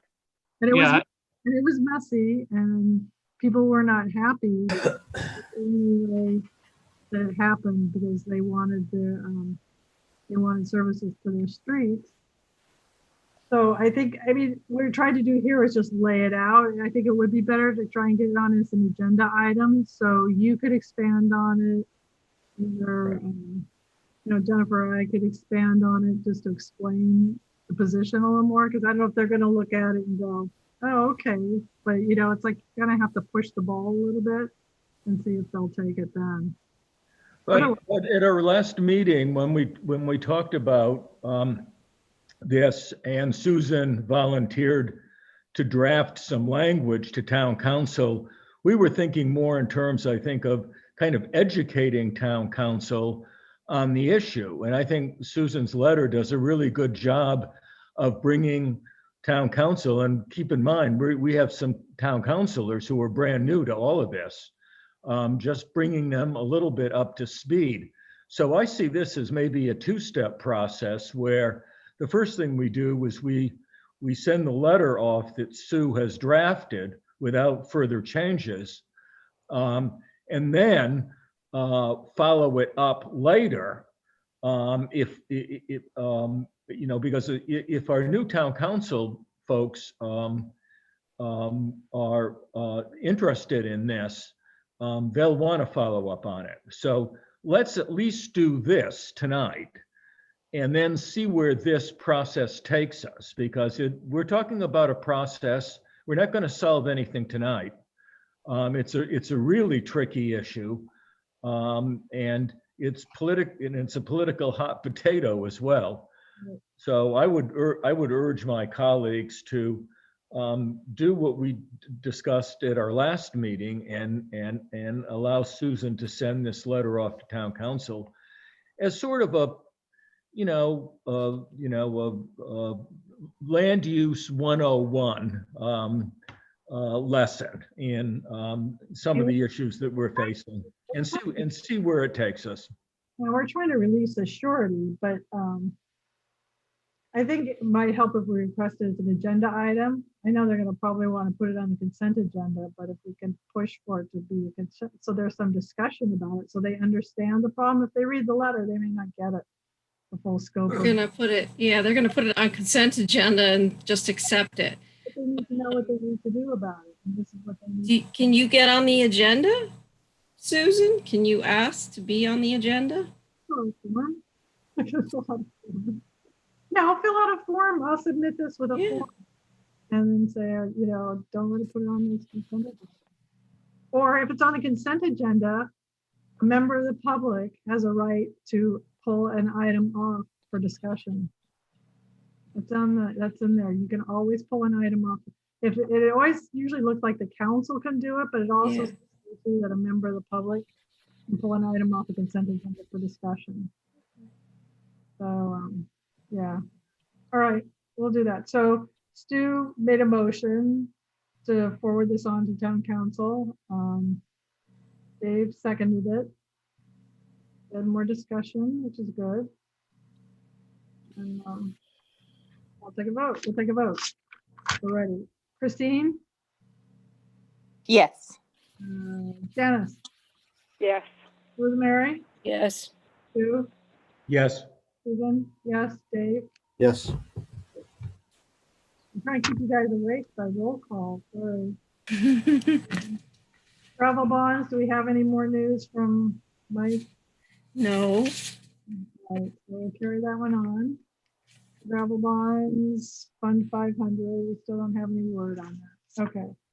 So now we have Jennifer's 2 items. First one, annual license renewal recommendations, town council and possible vote, Coelho Quarry and Country View Estates, Appendix A, Article 4, Section 16F3. Jennifer. Yes, so I went out to the quarry on October 16th with Bill, and we walked it and we looked, and I took these pictures, and it looked like it hadn't been quarried for quite a while. There was a lot of vegetation. The entrance was locked and no one was going to come in. So, and Bill found no problems with it either. So just so for other members that haven't done this before, so this is an annual license renewal that's done in November, usually every year. So they're the one quarry that carries a license in town. So what they do is require a letter. The council requires a letter, or they require, we get a site visit, and then we vote to send this on to the council, recommending that they use the license, saying that everything's in order, so they can get their license renewal. And they do carry a decommissioning bond, I think it's like 25,000. So the clerk's office is responsible. So that's why we do this. We do it every year. It's kind of a formality. We've never had a problem with the Coelho Quarry, and they haven't they haven't actually worked that quarry in decades. But they do maintain their license, and they're the only one that does it. So I would make a motion to authorize the chair. I believe it's the chair who sends the letter, not the AO. At least I used to do the letters when I was chair. Authorize the chair to send a letter to town council recommending that the license be renewed for 1 further year. Right, okay. Okay, I'll second that. Right. We have a first and a motion and a second. Roll call. Susan, can I ask a question? Sure. Yeah. Because this quarry is not active, Yeah. why do we keep renewing the license? It's at their request. Just in case they want to actually start quarrying in there again. Just in case. Okay. The license. So if they stop, then they would use the license at some point. They're the only ones in town who actually have a license to quarry. Yeah. That makes you feel good. Yeah. I Okay, didn't thank mention, you. but we also met with the owner, so he was there at the site. Okay, so the vote. Christine, did I already do Christine? Yes. Janice, oh. Yes. Rosemary? Yes. Stu? Yes. Susan? Yes. Dave? Yes. All right. Country View? Country View, we did on the same day, Bill and I. Bill also has to do a report, and there are no building issues or zoning issues that have come up there. We walked the community center, and it looked great. It looked like I wanted to live there. They have a pool, and they have somebody on staff all the time. Not all the time, during work hours. For the residents, they are handling COVID very well. And the homes in general look well maintained, I think. And they're asking for a recommendation from you to. Right. Jennifer, just curious, is it still gated? Do you still have to? Yeah. Well, the gate was open when we went. Maybe the gate was there. Maybe they close it at night. I don't know. It was always gated when when it initially went in. I was just curious since a different ownership since they were sold. And I was reading your memo. I'm surprised that Davis Logan was still there. It varies. It's like sometimes the gate's open and sometimes it isn't. What? I said some days it seems like the gate's open and sometimes it varies what I've been through there. Okay. So I'll make a motion to authorize the chair to send a brief letter to town council recommending that the Country View Estates license be renewed for the 1-year term. Okay. Second. A motion and a second. Roll call vote. Christine? Yes. Janice? Yes. Mary? Yes. Sue? Yes. Susan? Yes. Dave? Yes. All right, so with a no. All right, let me tell me. Last item, amended checklist of subdivision regulations, public hearing and possible vote continued from October. So we're going to continue the public hearing. Is there anybody from the public out there, Jennifer? There is a Marcia, but I don't. Does she want to speak? You should raise your hand if you do. I don't know, Marcia, you want to talk? No. She's a newspaper. Oh, that's what it is. I guess she's just here to listen then. She's not raising her hand. Not raising her hand. Oh, gosh. Okay, so you guys will tell me. I want to try and approve some of these. And you saw they would put them through like how they could codify them. So the blue underlined is all the new, the red is what will be deleted, the black is what is. Got a week to look at them. If we can maybe approve these in groupings, might be easier if we have any final changes. Susan, before we adjourn, could I like to just have about 4 or 5 minutes? As you all know, this will be my last meeting as a planning board member. I'll be resigning with regret tomorrow. Okay. Well, we were going to give you a send off. It's been it's been an honor and a pleasure working with all you people. Hopefully you've learned a lot. I think you probably have. When you started. I have a great deal of respect for you, Madam Chair, Stu Hardy and Rose. You people are just a wealth of knowledge of this town. I think we can ask Rose. Rosemary. Rosemary from Rosemary from things back in the Civil War, and she'll have an answer for her. Be careful. I know. Well, thank you for participating. And Tara, I'd like to thank you for all those documents that you print for me every time I call you. Jennifer, great job. I just hope you stay for a while. We finally got some stability in that office. Rick, thank you for finally tarring my neighborhood. It's been years in the making. And I'm so sorry that Joe left, because being on a budget committee now, I could probably get him some money to stay in as our steer committee. So again, thanks all of you for. It's been a great run. Dave. Thank you, Dave. Thank you, David.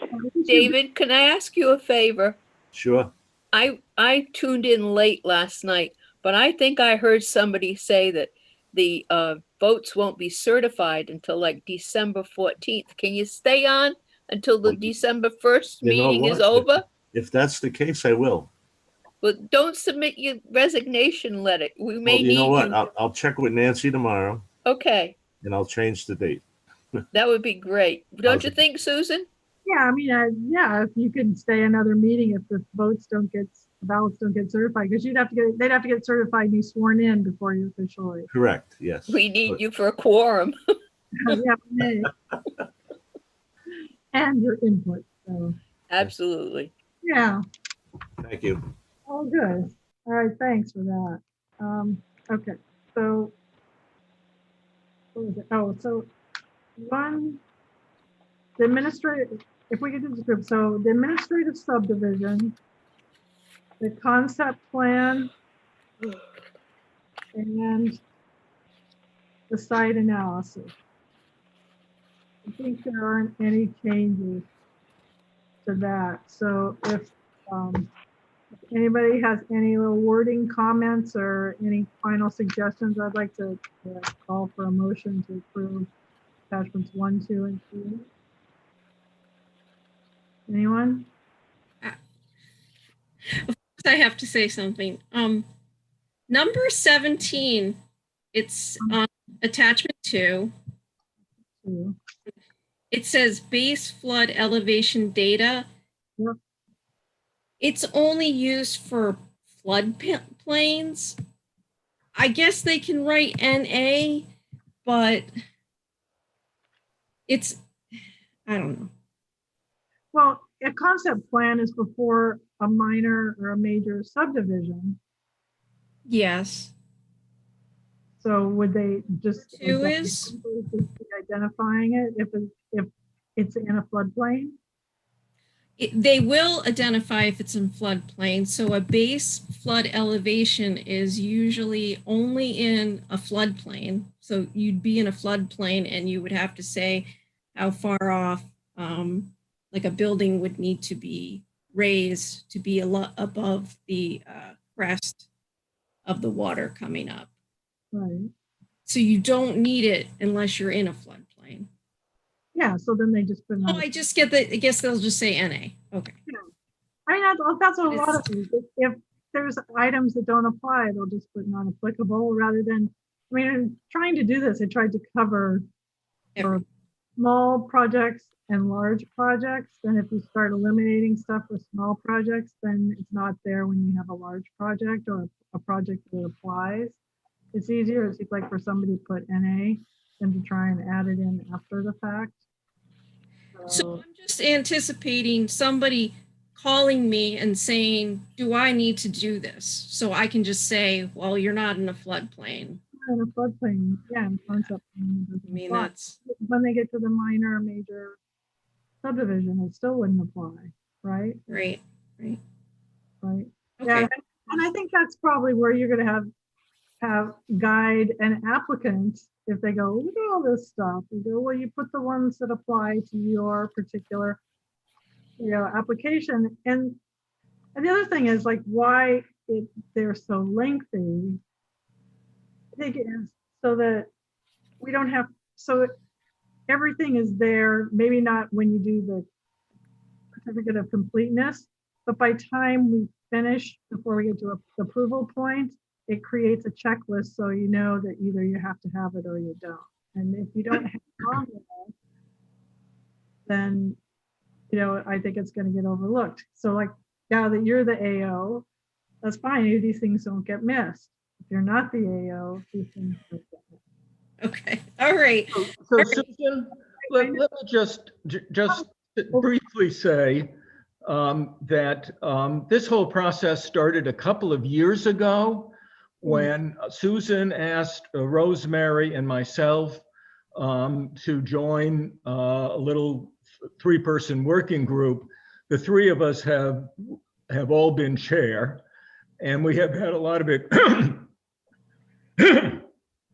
A lot of experience with applications coming in that didn't provide the information we felt we needed to make reliable findings of fact.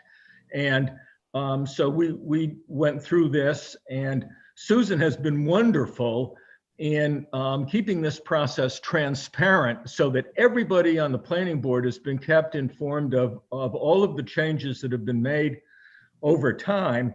And Susan has put out, well, I'm guessing probably about 4 different versions as we've built on this process and added and subtracted and worked out new language.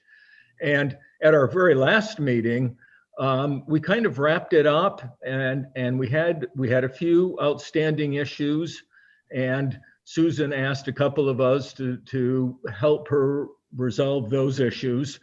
And we did the best we could. It's not perfect. It's not 100%. It'll never be 100%, but it's a heck of a lot better than what we've been dealing with. So I think we're ready to go ahead and approve this. And I would be happy to make a motion right now to approve the first 3 checklists that Susan just asked for a motion on. Everybody has had a chance for months to read these drafts and to make comments. And for somebody to come in today with comments, I think is inappropriate. So I would go ahead and make a motion to approve the first 3 of the checklist items that Susan just mentioned. I'll second it, but you can have discussion. All right, any further discussion? First, we have a motion and a second for attachments 1, 2, and 3. Okay, Christine? Yes. Janice? Yes.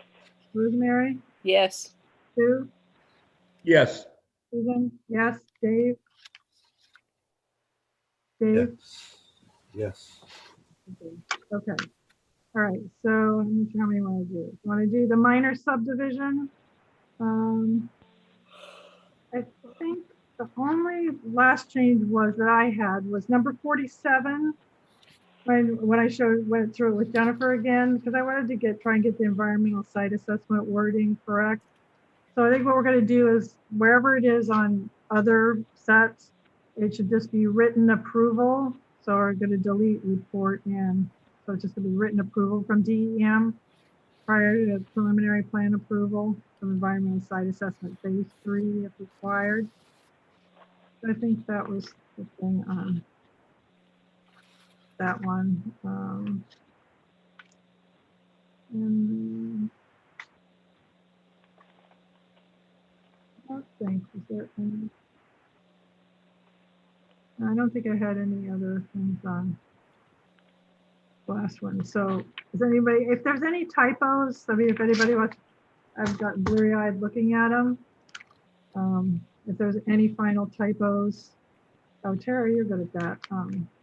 Correct any last minute typos, but I think that was the only change, last minute change I had on that. You can see there's a lot of new information, and then we go through the subdivision regulations. If we have to incorporate some of this into subdivision regs and then to back it up, we can do that.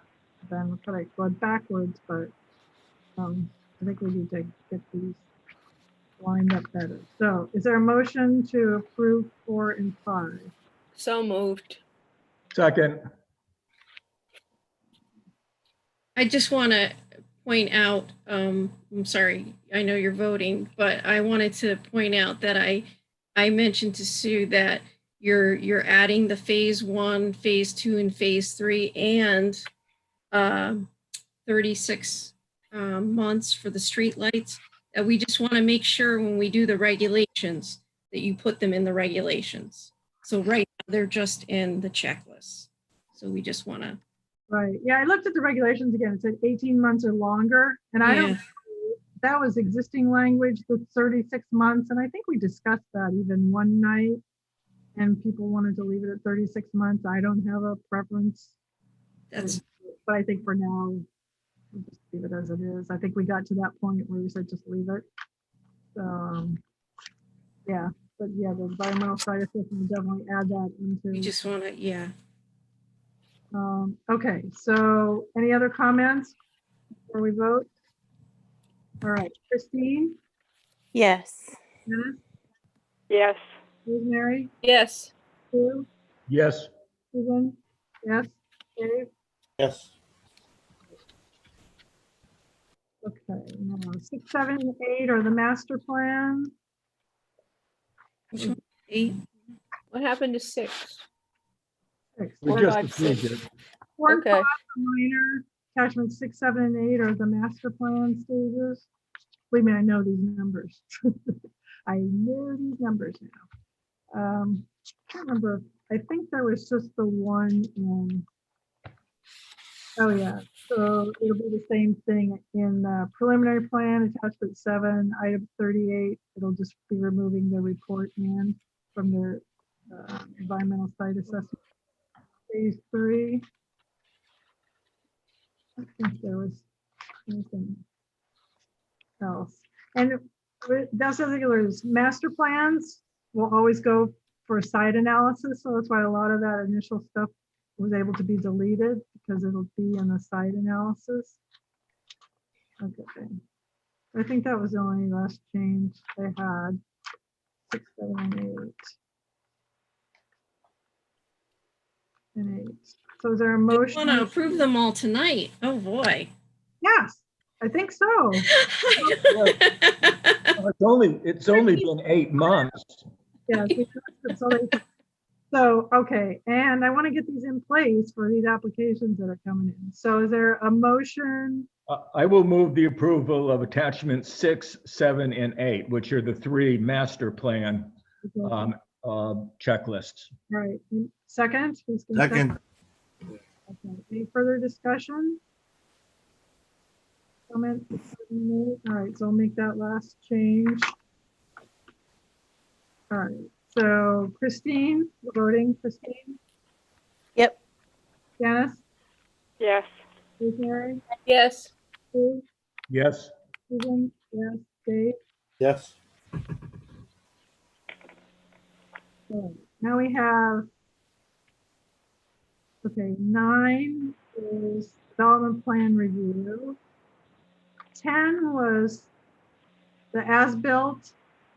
So Rick had sent me some revisions yesterday, and I wasn't going to do that to any of us. So I will take his comments, his edits, and clean that up. And the next time we get back to these, then we will review the as-built sheet that he has submitted.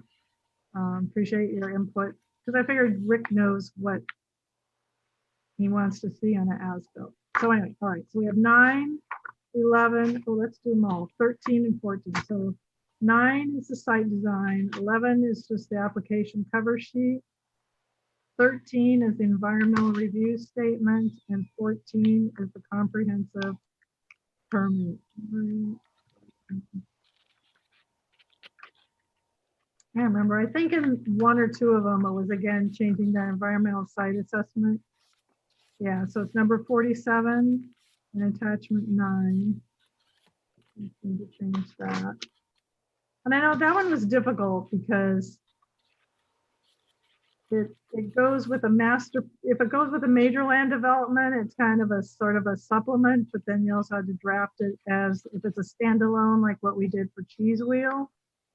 So it kind of got complicated. I mean, maybe there's a better way to do it, but I think for now, it basically puts down all the stuff that we want to see, that we need to see when we review these. It'll probably have to be tweaked, but I'll leave that. You one. mean number 9? Yeah, I trust that you probably did a great job. I just am a little confusing because I think I have to think about what happens if they're just expanding their business like Cheese Wheel or.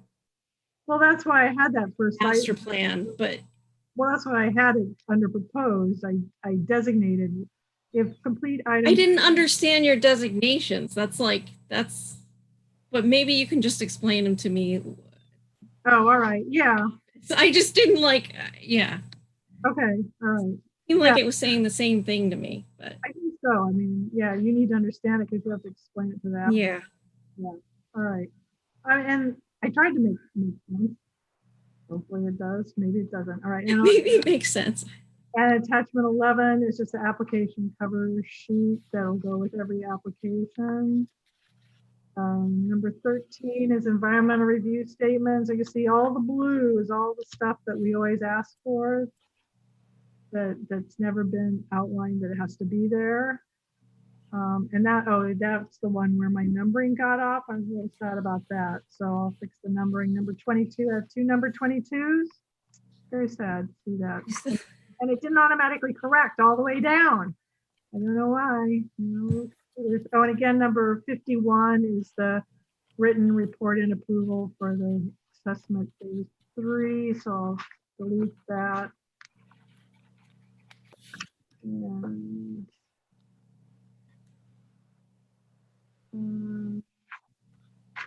then number 14 is for comprehensive permits. So basically it's for somebody puts in for the affordable housing, all the initial stuff, information, contact information that they need to submit. And then the additional submission requirements are what's taken out of the ordinance. And I tried to define at which stage they have to submit that to make it easier. So they'll submit this one with each master preliminary and final plan. And even says in there, they have to update their pro forma at both preliminary and final plan. Good to know. So there's a lot of corrections on that. Let's see what else is there. Oh, there was one. Okay, so that. Okay, so we have a motion to approve 9, 11, 13, 14. Yeah, I'll So move. moved. Okay, so Rosemary. I'll second Rosemary's. Okay, comments, questions, any other changes? So Susan, just for a clarification, you're going to get back to us with attachment number 10, which is the as-built, which Rick Rogers is looking at now. So we'll be discussing and approving that later. What about attachment number 12? That's the guidelines to the habitat thing, unless you want to rewrite it. I assume that was yours. I never tackled it because I didn't know what to do with it. Oh, sure. That has to do just with the natural heritage corridor at Sin and Flesh Brook. Right. Unless it needs to be updated. I didn't know what to do. I'll take a look at it. I wrote it originally. Yeah, I figured you did. So if you see that if you want to look at it, see if it needs something, we can incorporate. And this public hearing, we will have to continue because it also included the subdivision regulations. So we don't have to advertise, but we can get 10 when we get back to it. So, all right. So any other comments, questions about any of these? Okay, so we'll go ahead and vote. Christine? Yes. Janice? Yes. Rosemary? Yes. Sue? Yes. Susan? Yes. Dave? Yes. Great. All right. Wonderful. So we'll get these as final copies. And what I did was I went through them this time. I added like when they were last revised. So you saw 2006 was a big year, 2012, and the ERS was written in 1999. So it was way overdue. So, like these, we don't do them that often, but I think it helps to do them all at once so that they're all coordinated together. I think that's why before they were all kind of jumbled because they were done at different points in time. So with that, we have to continue to a date certain. So we need a motion to continue. So I'll move to continue the public hearing on amended checklists and subdivision. Right. So we can talk about both the subdivision regulations and anything more on the checklists, which will be primarily the checklist that Rick is working on now. So how about to And January? that will be continued to our December 1st meeting. Well, we're not going to do it in December. Okay. I wouldn't have anything ready in a couple of weeks and we need a break. Everybody needs a break. How about the January 12th meeting? Continue it to January 12th, 2021. Well, thanks. Second. Second. Oh, Sorry. Rosemary, second. I figured everybody needed a break from it.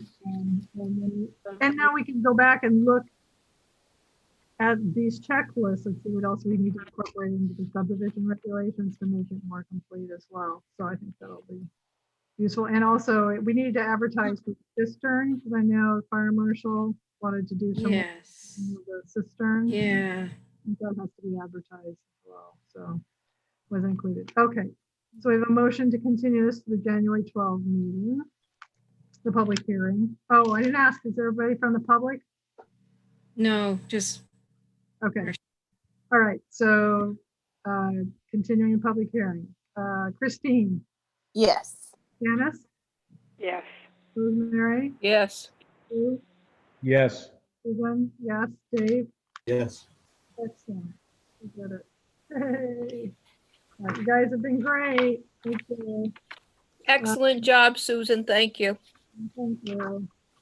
So I know you spent hours on that.